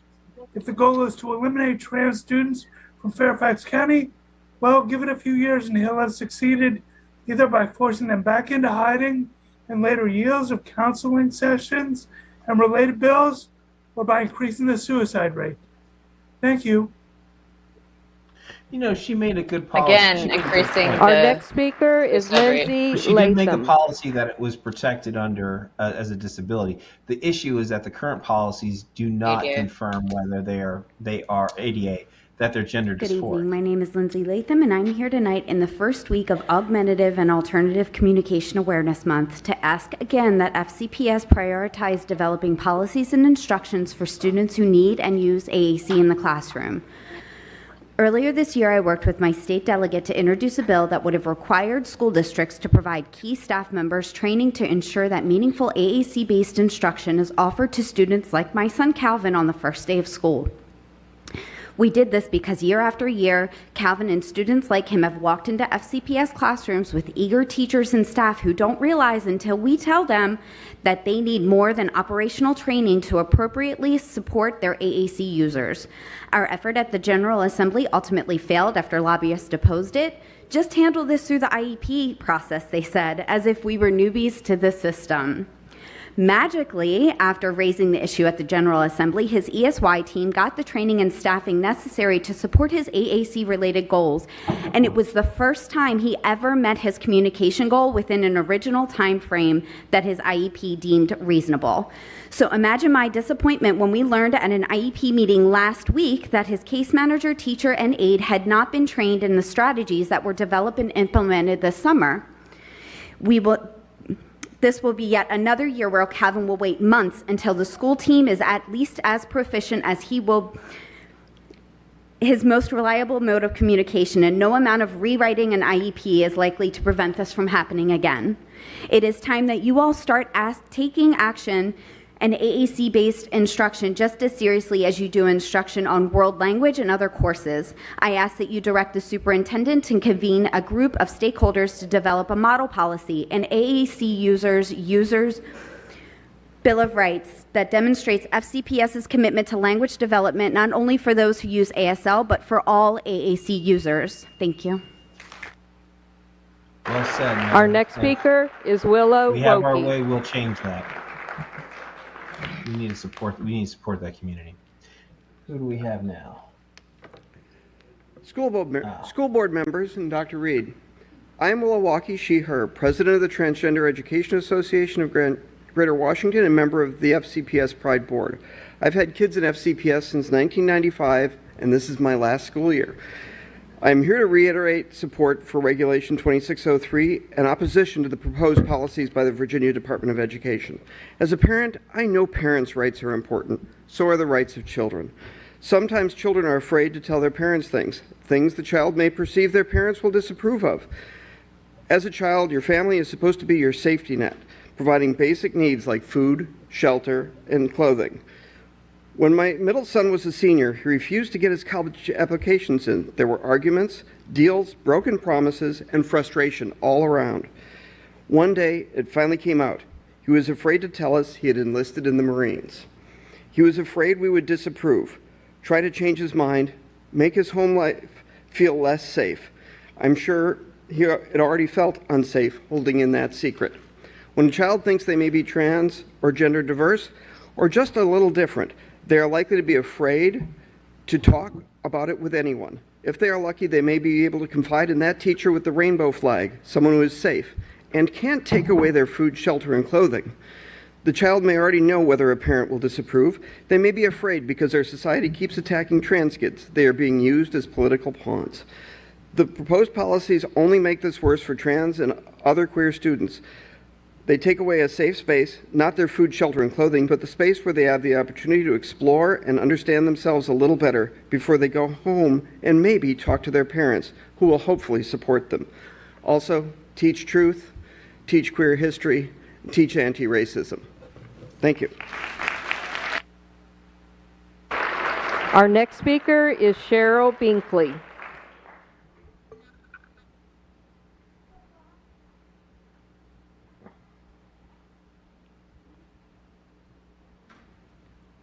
Hello, I lost my hard copy at the rally, so I'm reading from my phone. But before I get into what I'm here to talk about, I just have to say that listening to the students speak to you guys at school board meetings reassures me of the future. Their strength, their dignity, and their eloquence just renews my faith so much, and I want to thank you guys for being there. But then there's the other thing that's a sidebar about what has been going on most of tonight. I need to remind you of something. In March of 2020, 2.5 years ago, the Virginia legislature restored the right of public employees to collective bargain. Other districts have moved forward, and at least 6 are in the late stages of reestablishing collective bargaining for their employees. Fairfax County government side approved and issued their ordinance in May of 2021, a year and a half ago. But not so Fairfax County Public Schools. We still do not have a clear and cogent resolution for bargaining, nor a publicly described path for getting there. Your 27,000 employees stood by this board and by Gatehouse and all of their students through a terrible pandemic, through attacks from radical political operatives, and they deserve to have you stand by them now and provide them with a way forward to work under a clear and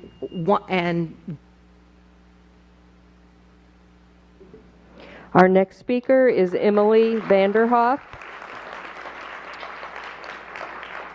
This woman is a first grade elementary school teacher. Good evening, Chair Sizemore-Heiser, Dr. Reed, and members of the board. My name is Emily Vanderhoff. I'm an FCPS teacher and Fairfax County resident. I'm also a proud member of my union, FCFT, and I hope to cover a few topics tonight. The most important thing that I came here to say is that as leaders of the school system, the most important charge you have is the safety and well-being of our students. When VDOE released the proposed model policies on September 16th, the safety and well-being of every trans and non-binary student in Virginia was threatened. I asked you to vocally oppose these policies and show that FCPS truly affirms all students by naming that trans and non-binary students are harmed by these proposed policies. I asked you to take concrete actions to ensure that they are safe and affirmed at school. I appreciate Ms. Sizemore-Heiser's statement from the start of the meeting and each comment to the resolution from each of you. And I hope to see the message reiterated and acted on by all FCPS leadership. I urge you to meet with the students of Pride Liberation Project and trans and non-binary staff members and families to hear their concerns and take steps to make our school system safer and more supportive for them. I also ask you to firmly denounce the attacks against students and staff speaking out in support of trans students. Next, I ask you to take up and pass the Teach Truth resolution. Our students deserve an education that is culturally representative and teaches historical truth. As educators, we need your vocal and unwavering support in order to provide this education. And finally, I ask you to add the collective bargaining resolution to the agenda of your next meeting. It's approaching a year since the work group started drafting resolution language. The process has been delayed for long enough, and it's time to release a public draft and join other Virginia districts like Richmond and Arlington in passing a meaningful collective bargaining resolution. Thank you. So she's obviously a union Our next puppet. speaker She is was Eric the Queen. most outspoken in keeping the schools closed. She was like one of the most outspoken teachers in keeping the schools closed. So let's talk about protecting students and students with disabilities. Like how did that go for them? Like I would like to ask her Hello. that question. My name is Eric Queen, and I am a transgender, non-binary, autistic teacher in Fairfax County. I am on the FCPS Pride Board, and I will be a parent of an FCPS student next year when my daughter enters kindergarten. I use they, them, and fen-fens pronouns. At this point, I imagine that everyone here has heard the devastating statistics surrounding what happens when transgender young people are purposefully excluded or discriminated against. We have all heard that as few as one affirming adult can make a meaningful and impactful difference in the lives of transgender students, and it's oftentimes schools are the first place where a student feels comfortable enough to express who they are. The information and research supporting inclusion and protection of transgender and gender-expansive students is readily available for anyone to find and has even been published in reputable peer-reviewed journals such as Pediatrics by the American Academy of Pediatrics. All of that is crucial, but it is something that always seems to get left out. Transgender people, whether they are students or adults, are people first. We have dignity and autonomy, and we belong in every space. Trans students belong in the same spaces as their cisgender peers, and if that means that extra rules or protections are needed to keep our students safe, we need to do everything possible to keep those regulations in place. The blatant discrimination that has been shown by the VDOE in their new model policy needs to be called what it is. And our own regulation, Regulation 2603, needs to be maintained and reinforced with actions and not just pretty words or platitudes. Our students need to be protected. Our students need to be heard. They are not tomorrow's leaders. They are truly today's leaders, and we really need to follow their lead. Thank you so much. Our next speaker is George Becerra. George Becerra.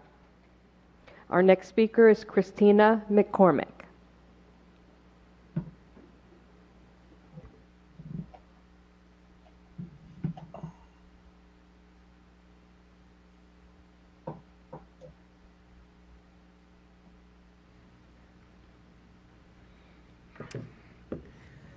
Good evening and thank you.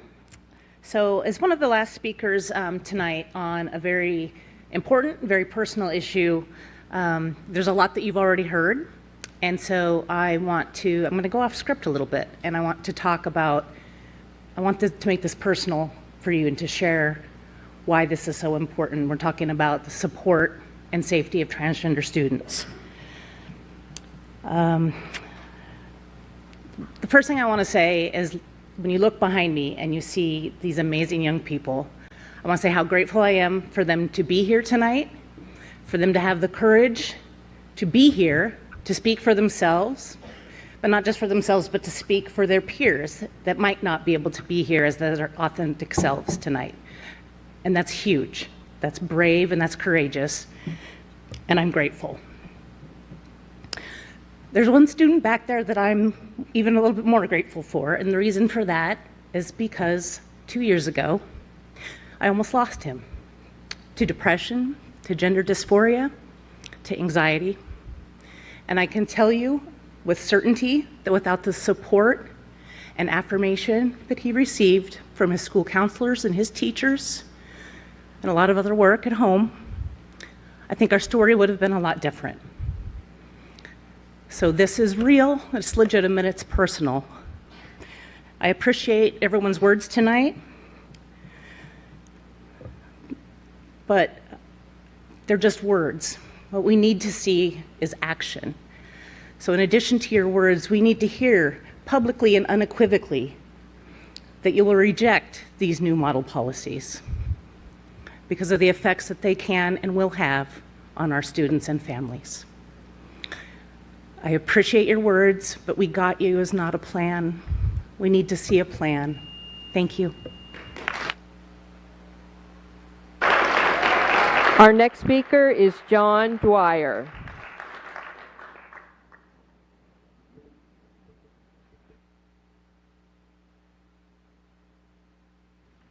Thank you. Before I start, I believe I had an ASL interpreter. Oh, thank you. Thank you very much. Thank you. My pronouns are he and him.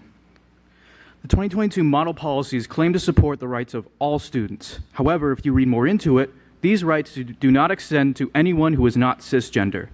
Section 3, Statutory Authority and Requirements, is the only place that lists model policies concerning the, quote, model policies concerning the treatment of transgender students that address, quote, common issues. One of these statutes is related to the, quote, identification of students. However, this statute is given several caveats in Section 3D of Appendix 1 in the sample policy.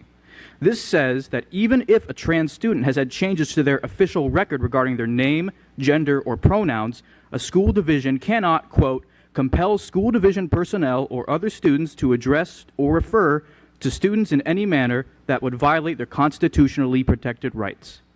Basically, if teachers or students refuse to use a trans student's name or pronouns, even after they have been officially changed, they cannot be stopped. It is not free speech to misgender or dead name someone. This is one of the many examples of the rights of cisgender students being prioritized in these model policies. The right to not be dead named or misgendered is one of the many fundamental and necessary rights for all trans, non-binary, and gender non-conforming, as well as all queer students.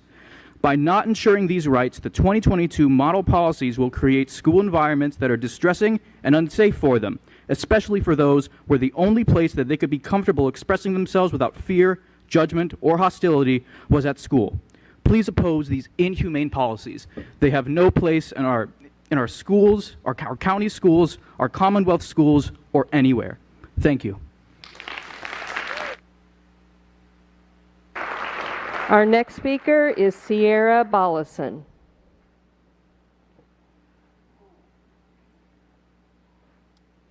All the speakers that they agree with, it's showing their faces. Hi, my name is Sierra. I also go by Ranger. I use they, them, and he, him pronouns interchangeably, and I was not aware that I was speaking tonight, so I do not have anything prepared. What I can tell you, though, is my experiences. I'm a trans student in Fairfax County, and that is one of the most terrifying things I've ever done. Existing as a trans person is hard, even with the previous school board regulations, the ones that affirmed trans people, the ones that were here to support us. And the new model policies will take that away. They will hurt people like me. They will hurt me. They will hurt my community. They will hurt everybody that I care about. They take away some of the fundamental things that we've relied upon to be safe in schools and to be safe in homes. Therefore, I'm asking all of you. These are all PLP talking points. Stop by the these way. policies in Fairfax County. I'm asking you all to take direct action against these policies. I'm asking you to say no to the Virginia Department of Education and to Governor Glenn Youngkin. Thank you. That was the last speaker for this evening. We do have 3 video testimonies, and the first video is from Sophia Gross.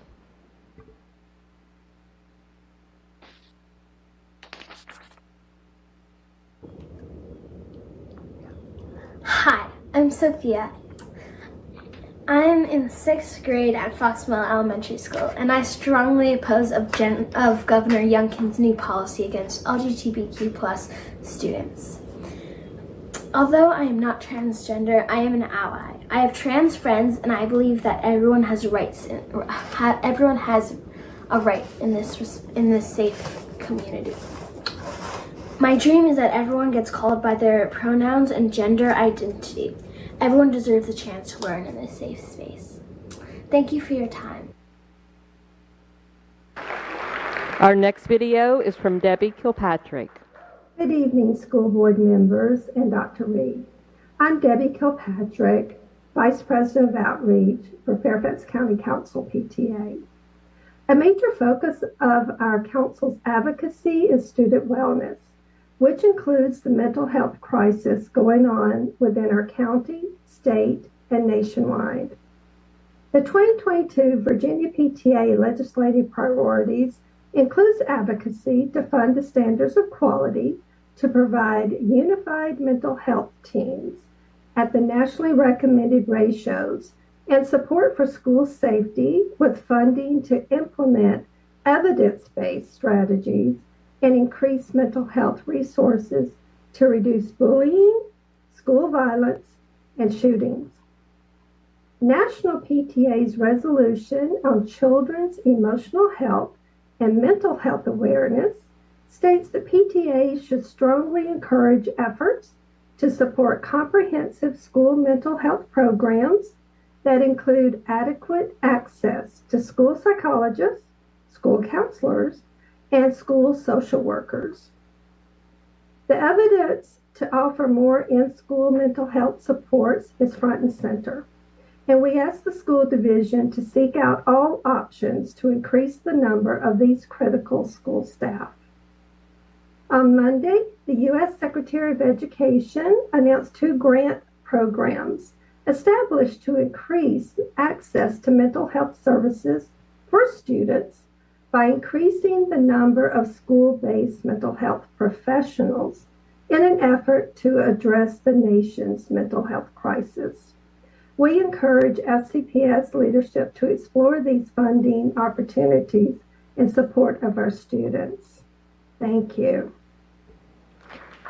Our final Sorry, video I was is just from commenting Rodrigo before that Soto. that last speaker was an integral part of the intimidation. My name is Rodrigo Soto, and I'm a 2012 graduate Minnesota. of Lewis High School, formerly known as Lee High School. I'm speaking today to ask our school board to strongly reject Governor Youngkin's ugly, harmful proposed policies when it comes to dealing with LGBTQ students, particularly trans students. When I was in high school, one of the first people I came out to as gay was my English teacher. At that point in my life, I already knew what many in my family thought of gay people, having been called derogatory words in both English and Spanish since I was young. I chose to come out to my English teacher because she taught me the power of using my own voice to express who I am, the values I hold, and to be unapologetic in my own truth. Thanks to her, I was able to build a supportive community, a chosen family that loved and cherished me, and that helped me navigate obstacles that nobody should have to go through, including having my own father tell me that I would die when I finally came out of the closet to him. Today, trans students disproportionately face some of the cruelest attacks by both other students and even adults. These policies would worsen an already hostile environment. Instead of adopting these poorly thought out policies, Fairfax County should be a leader in fostering an inclusive learning environment for all LGBTQ people who call our community home.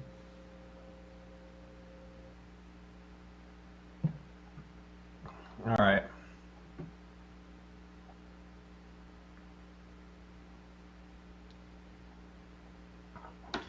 Thank Hopefully, you. that's Agenda item right. Hopefully we'll take a 3.02, recess. Superintendent Matters. I call on Dr. Reed. Thank you, Hopefully we can turn to get the volume Chair down so we can talk. Sizemore-Heiser. And thank all of you who took the time to show up this evening and share your truth. We appreciate that. Thank you. It's really interesting how hypocritical Since they are last in terms board of like meeting on when they September let 15th, microphone on I've and made a when number they of school show the visits. face of the It's been a speaker. very active time as the school year has so begun. clear. I It's want so to blatant. share When they listen to code of that I've been conduct at Rocky in terms Run of, Middle like, when School, you Brookfield can't, Elementary, and Colin Powell have Elementary, people and we've seen some amazing teaching and learning activities and events occurring during that time. I've also been able to attend a number of extracurricular activities, field hockey games, football games, and the Herndon Band competition on Saturday, September 24th. And our students, whether they're in the classroom or out in the fields or as we saw again this evening, our music is such a powerful learning experience for so many young people. In terms of community conversations, the 27 pyramid conversations are continuing.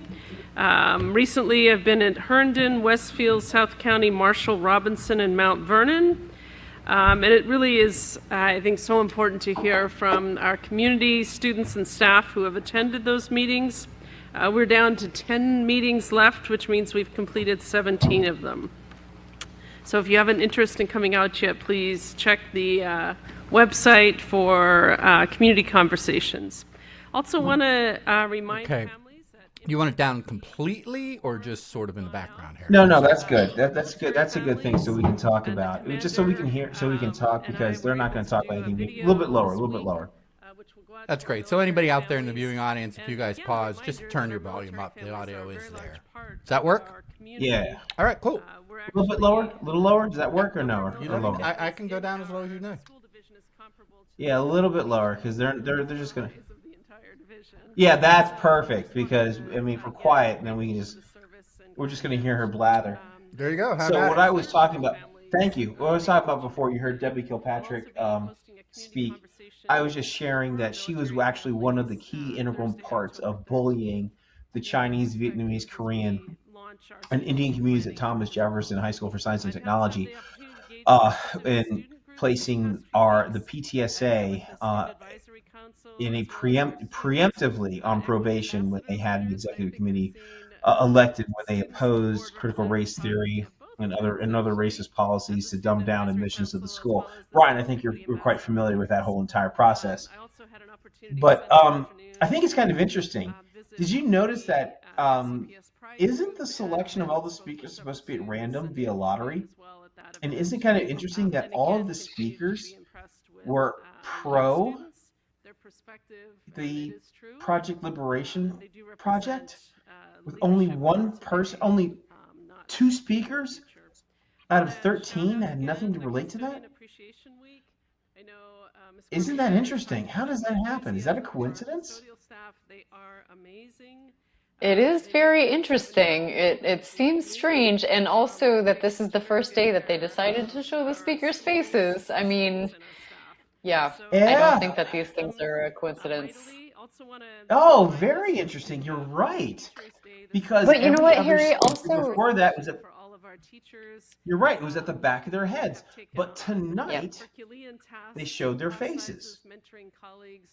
and That's very interesting. there are actually a lot of the students, a lot of the speakers today were students, and I think that that organization, obviously led by adults, the Pride Liberation Project, is extremely well organized. One thing that we didn't talk about before is a spreadsheet that I think, Harry, you saw it as well, the raw materials from the data drop.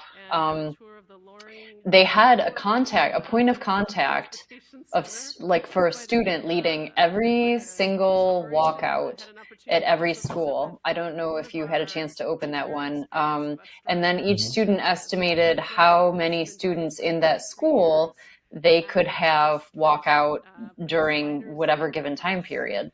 And then it was just all very interesting in terms of how kind of orchestrated it is by adults. And I'm guessing what happened is probably the adults of the Pride Liberation Project had all of the students, because the majority of them, I believe, were students in high school or as young as 6th grade, as we saw here, told them, from top down to register to speak in front of the school board. And I think that's just an example of how that all works. And actually, it's really interesting. Like during the Walkout Organization Project, Aryan Rowell, one of the students, was like, I don't know if I can pass out flyers. I think I'm going to be in trouble for this. I'm not allowed to distribute flyers. And he actually, the adult, Aryan Rowell, who's in college now, he told the student who was concerned about getting in trouble for passing out flyers, my advice, do it anyways, is what he said in the chat in September, because they probably won't penalize you for the manual distribution of flyers. So even something which kind of goes against the code that they thought that they might get in trouble for, you still have adults, an adult in this case, Aryan Rowell, instructing them to pass out the flyers anyhow. So this is it's an organization led by adults, lots of kids involved. So I think the channels here are flooded with these children, basically, and they're acting on behalf of a very adult agenda, I believe. A very adult agenda, and they're trying to pry our children away from their parents. Brian, got anything to add? You're muted. You're muted, Brian. Can you hear me, Harry? Brian, you're muted. You're muted. Can you hear me now? Yeah, we can hear you loud and clear. Okay. Yeah, for whatever reason that was done before. So, it's interesting how they talk about quote unquote rights and concepts, such as that, right? But basically, if you notice what their strategy is, let me put out an unverified anecdote. In other words, I'm here today speaking in front of you with my name published and everybody knows who I am. But if somehow my teacher were to tell my parent, I would kill myself, right? Which is obviously, everything about that is fake. But so the officials and their quote unquote allies say, I have empathy for that person. That tugs at my heartstrings. So rather than going through an analysis, which I'll get to in a second, right? An analysis of what's the right policy, I want to believe and do everything I can to make that kid not commit suicide. More importantly, I want to make you, wherever you are, whoever you are, agree with me and do exactly as I say and disregard your principles, whether they are religious, whether they are scientific or whatever. You have no rights, even if it's in the Constitution on free speech, even if it's in the Constitution on your rights of conscience or rights of association, that I'm going to force you in parental rights. I'm going to force you to do everything that I want to do because I'm unwilling to take an objective analysis and just listen to whatever anecdotes, whatever, sad, sappy story is, comes out today. And we'll look at, the proper way to do an analysis in a second, but it's a little bit, I'm going to make an analogy real quick here on, immigration. We let in 1 million people legally a year to get their green cards and eventually become citizens. That's more than the rest of the world combined. We're a very generous nation, right? And then individually, you can feel sympathy for, a person in El Salvador, in Brazil, in Venezuela, in India, in China, right? You feel empathy for that person who wants to get out, to help them. At the same time, you can recognize that if you allow 2 billion people, the number of people who want to come to this country, right? If you allow 2 billion people into our country of 340 million, it would collapse. And that you can't do both, right? And that you need to come up with a policy that is orderly and organized and makes objective sense. None of them come up with, policies or things that make sense. They just say, this is what I believe, you have to do it or you're bad. So let's go through an objective analysis, like if we were going through and talking about particularly the transgender issue, right? So when you talk about statistics, or let's say, we're testing for the virus, the COVID virus, you have in statistics what are called type 1 and type 2 errors. And I get them a little bit confused, or which one is which, but we'll describe them in general. So type 1 is generally, I think, if it's if you were negative for if you actually had the virus, but the test came back negative, right? Whereas type 2 is that you didn't have the virus and it came back positive, right? So you want to say, hey, what is the likelihood of any given, type of error? And then more importantly, what are the consequences if that error happens, right? So we can say, hey, we want to make our COVID detector very sensitive, so that it almost never happens where you have the virus, but you get a negative, right? That we can maybe test you again to check whether that first positive was correct, but we don't want a person who's actually positive not to be identified. On the flip side, you don't want to say have a drug test where, hey, you identify anybody who took aspirin as popping positive, and then just assume they violated performance enhancing drugs and get them out. So you look at the consequences. So let's talk about if there's a potentially child who would identify as transgender, who was scared or who never was honest with themselves and didn't come out. What is the likelihood of that happening, and what are the consequences of that happening? And particularly, what if they don't get like hormone suppressant drugs, or what if they don't have genital surgeries, right? And then let's take the flip side and say, what are the chances that particularly in a cluster of kids who comes out as trans, and all these girls at the same high school, or 5 or 10% say I'm trans, if they come out and they claim they're trans, but they really don't have that persuasion, they don't, their biological makeup is not that. And so what's the likelihood of that? And then what's also the consequences if they were to get hormone and surgery that is irreversible? And obviously, Brian, can I just throw something in really quickly on that? Like 70% of the kids who have some feelings of gender dysphoria at some time during their childhood outgrow it by 18. So the first thing we want to establish is, kids can have a tomboy phase, or they can have different phases, but that over a period, we're going to have more type 2 errors, or errors where they falsely claim to be transgender. And then the next thing you want to look at is, which is worse, to not have surgery until you're 18, if you were actually really trans, or to have surgery at 13, which doctors are doing now without telling like one of the parents, if you are not really trans. That's the type of analysis that a person would go through. All right, Stephanie, your thoughts. There was the Independent Women's Foundation, based on what you were talking about, Brian, the type 2 errors. They did a docuseries on this, and I think it's a 6-part docuseries. And there are just some really compelling stories, particularly of young women who did, as you said, and they're very personal narratives where they went into Planned Parenthood, and they were given puberty blockers from a young age in many cases, and eventually testosterone, and it was given to them kind of like candy, where it was kind of, this is how great you're going to feel after you take this, is what they were told. It wasn't about these are the potential side effects, this is the downside to all of these things, the long lasting forever consequences for you. And so these girls, women now, that were interviewed for this docuseries, came back and said, this isn't actually what I wanted. And then they got off the testosterone. They realized that, in fact, they came back to where they were initially. They were biologically female, identifying as women, and when it was time for them to detransition, one of them in particular had already had top surgery, double mastectomy. They call it top surgery. It's just a straight removal of the breasts. So anyways, double mastectomy.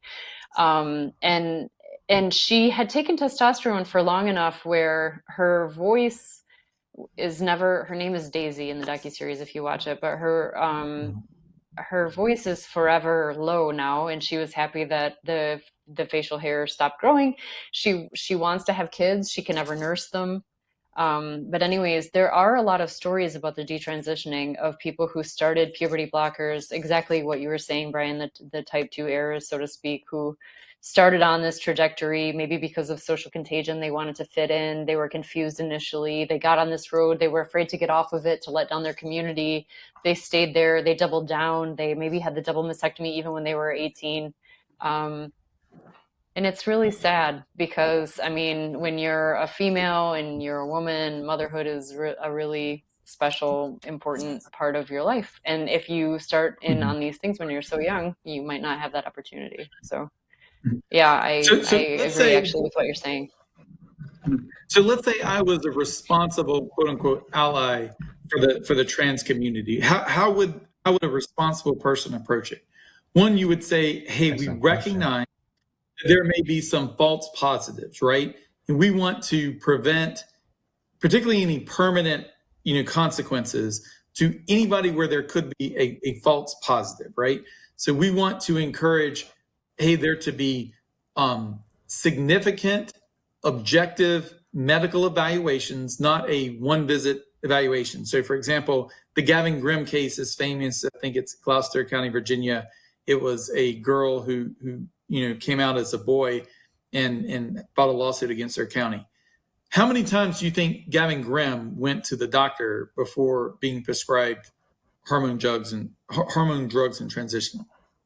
Once, one time. In many cases, they don't even need the doctor. They prescribe it over the phone.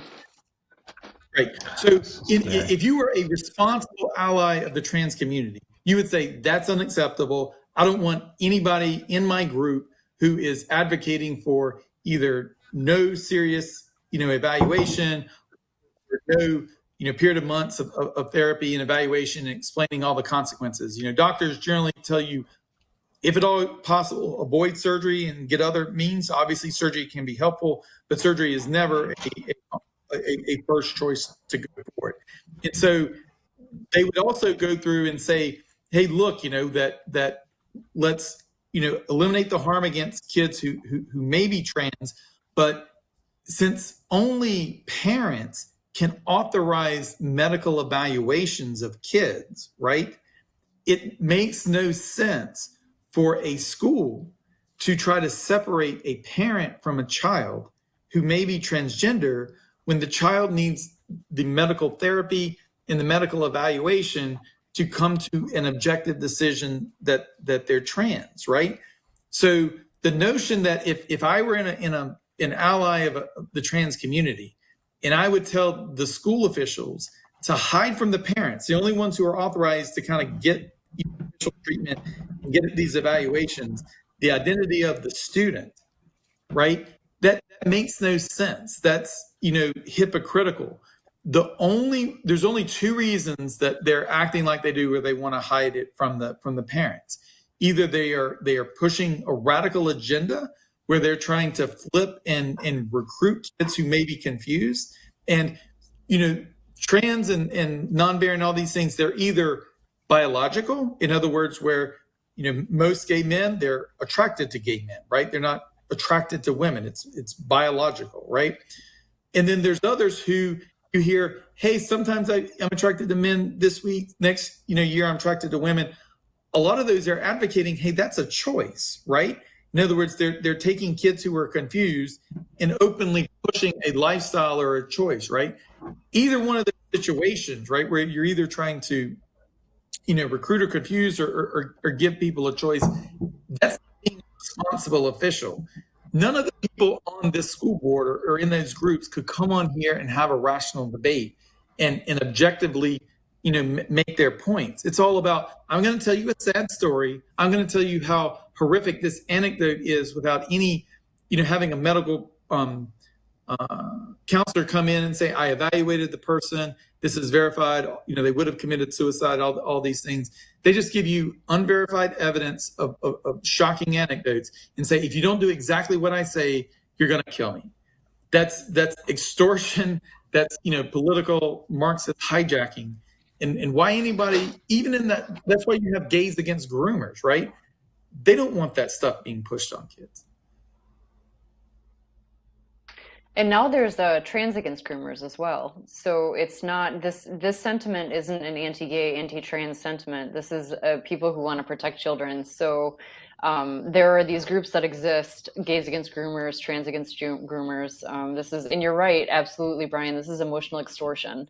If you don't do as I say, you don't give me puberty blockers right now because I say so, not because I'm evaluated in any way. If you don't give me puberty blockers right now, then I'll be depressed 50%, as they keep repeating because they're told to, and I might kill myself. And my friends, it's a safety issue. My friends all are going to do the same thing. This is straight out of their playbook. I mean, they're being instructed to say these things. It's so predictable. I mean, imagine if we had a child who was very traditional religious child, either in, say, the Muslim or the Christian environment, and they were told, there's only one God, and the child came in and said, if you don't recognize and pray to God every day, how dare you? I'll kill you, or I'll kill myself. And somebody said, "Oh, I feel so bad for the kid. I don't really believe it, but we have to do it because they'll kill themselves, right?" Nobody in their right mind would say everybody in the school has to get down and pray to Allah or pray to God so that we placate this child. Yet that's exactly what they're doing with these kids, these trans kids. It is irresponsible. So I talked to some students who were going through a law and society class in the school. And the teachers are rightly talking to them about, hey, how do we decide political issues, right? How is our government organized?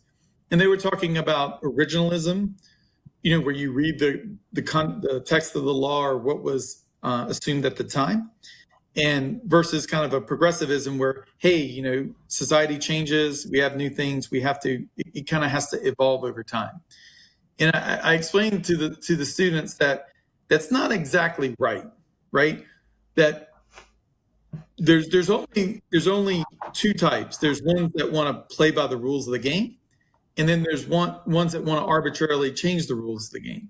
So imagine if you had started out playing a football game. You said, hey, we're going to say if your foot touches out of bound lines, you're out. But if we all agree that your not just your toe, your whole foot has to be out before you're out. If we all agree to that, we can change the rules later in the game. Right? So you agree not only on what the rules of the game, but how you change it.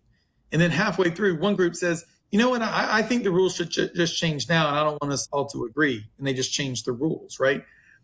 There's a way to change our laws. There's a way to change the Constitution. So, for example, Stephanie, you mentioned there's parental rights in terms of how to, the upbringing of your kids. What this community is saying is, we know how to change the Constitution to say the government or school officials have the right to control the upbringing of your children instead of the parents. But we don't think we can get that passed, and we don't want to have to get that passed. So we want to ignore our rule of law and just change it anyway, and tell the Governor Youngkin, who was properly elected and is enforcing Virginia and constitutional law, to go pound sand.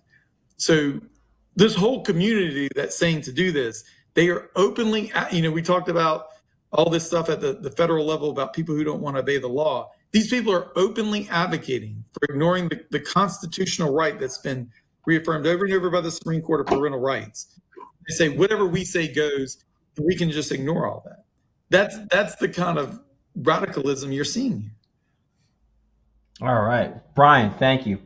All right, so we're about to wrap up this episode of the Shadow Board. So let's do some final thoughts. Stephanie, final thoughts, comments regarding this evening. Well, there are a couple. I didn't get to mention it. Brian made an excellent point about one of the reports that they did on the Special Education Comprehensive Review. And at the very end, I wanted to highlight, they said in the report, to ensure that the findings and recommendations from this review are relevant after the pandemic, the scope of this review does not address special education programming during COVID-19, which is the year and a half that they shut down schools. So it's just really interesting. They just want to gloss over that and the lasting effects for all children with IEPs of shutting down schools for a year and a half. Like somehow that doesn't matter anymore. We're just talking about now. We're just going to delete it. That didn't happen. So one of the big things I wanted to bring up. And the other thing I didn't get to bring up that I wanted to talk a little bit about is the in the funding allocation, and this isn't exciting, and it didn't have anything to do with this, what the speakers are talking about, but it is relevant here. $6 million are allocated for, I believe it's the 2022-2023 year. $6 million across the, whatever it is, the 198 schools in Fairfax County for a COVID officer. Now, I'm not really sure. I mean, President Biden has said the pandemic is over, to like the disappointment and like anger of the branch COVIDians. But anyways, yeah, I'm not sure if you guys saw that in the report. It's let's see, reallocation of ESSER 3. It's $6 million a year. And each school gets a different amount, and they outline some of the administrative responsibilities. And it's something that we've talked about at length on this board. How many administrative positions do our schools need?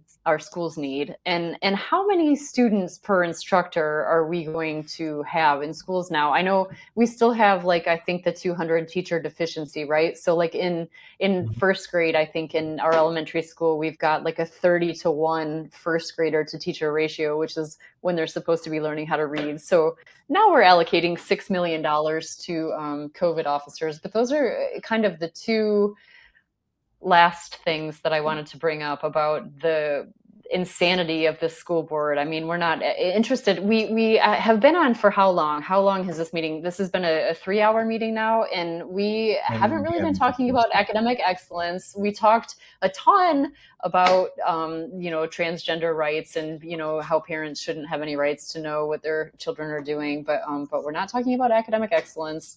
We're increasing the number of administrators. We don't have enough teachers. I mean, the standardized testing scores are going down. We're equitable grading now, so we have grade inflation. Even though the children aren't learning, we want to just hurry up and cover that up so that we don't think about it. So anyways, we're living in like a very unfair county. Stephanie, I love the shirt. We may have to go into some more deep dive with Education Matters later on this week. I love that. We've got to go into this. And you bring up a great point, because with the administrators, and even during their work sessions, our school board admits that salary and benefits is the predominant cost within the budget, and they're hiring more administrators, not teachers. And as a stopgap measure, the insanity, they have all these trailers and temporary classrooms that they have no idea and they think that's a Band-Aid, but let's discuss that in Education Matters if you're available.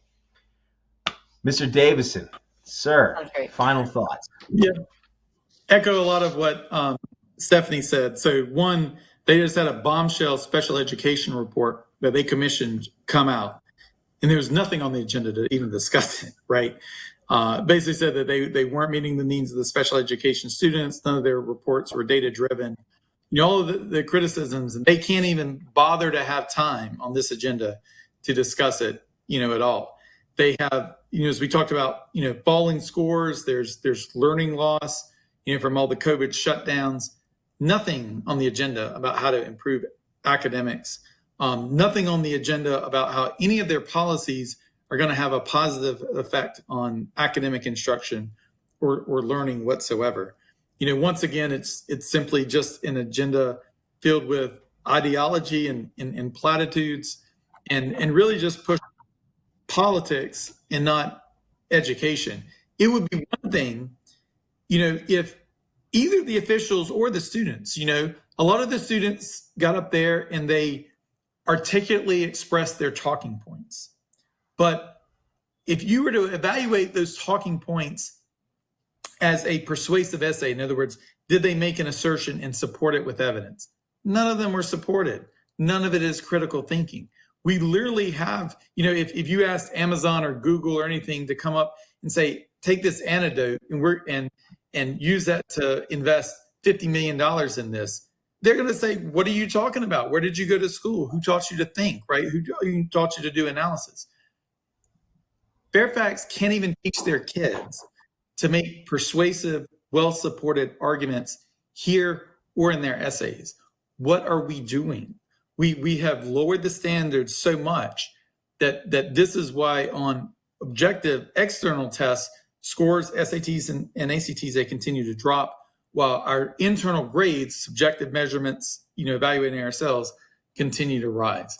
And until we see a change in that, until we have high standards for critical thinking, we're just going to see the continued dumbing down of our schools. Well, thank you, Brian. And you bring up the equitable grading issue, which I think we will have. And I would like you to join us as well on Education Matters, so we can do a deep dive into that. So we're going to wrap up most of our school boards talks for this evening. We had Stephanie Lundquist Aurora, Mr. Brian Davison join us this evening, and we talked about a lot of different issues this week, particularly those that are impacting our children. Stay safe and join us next on October 20th for our next Shadow Board meeting. Have a good night, everyone.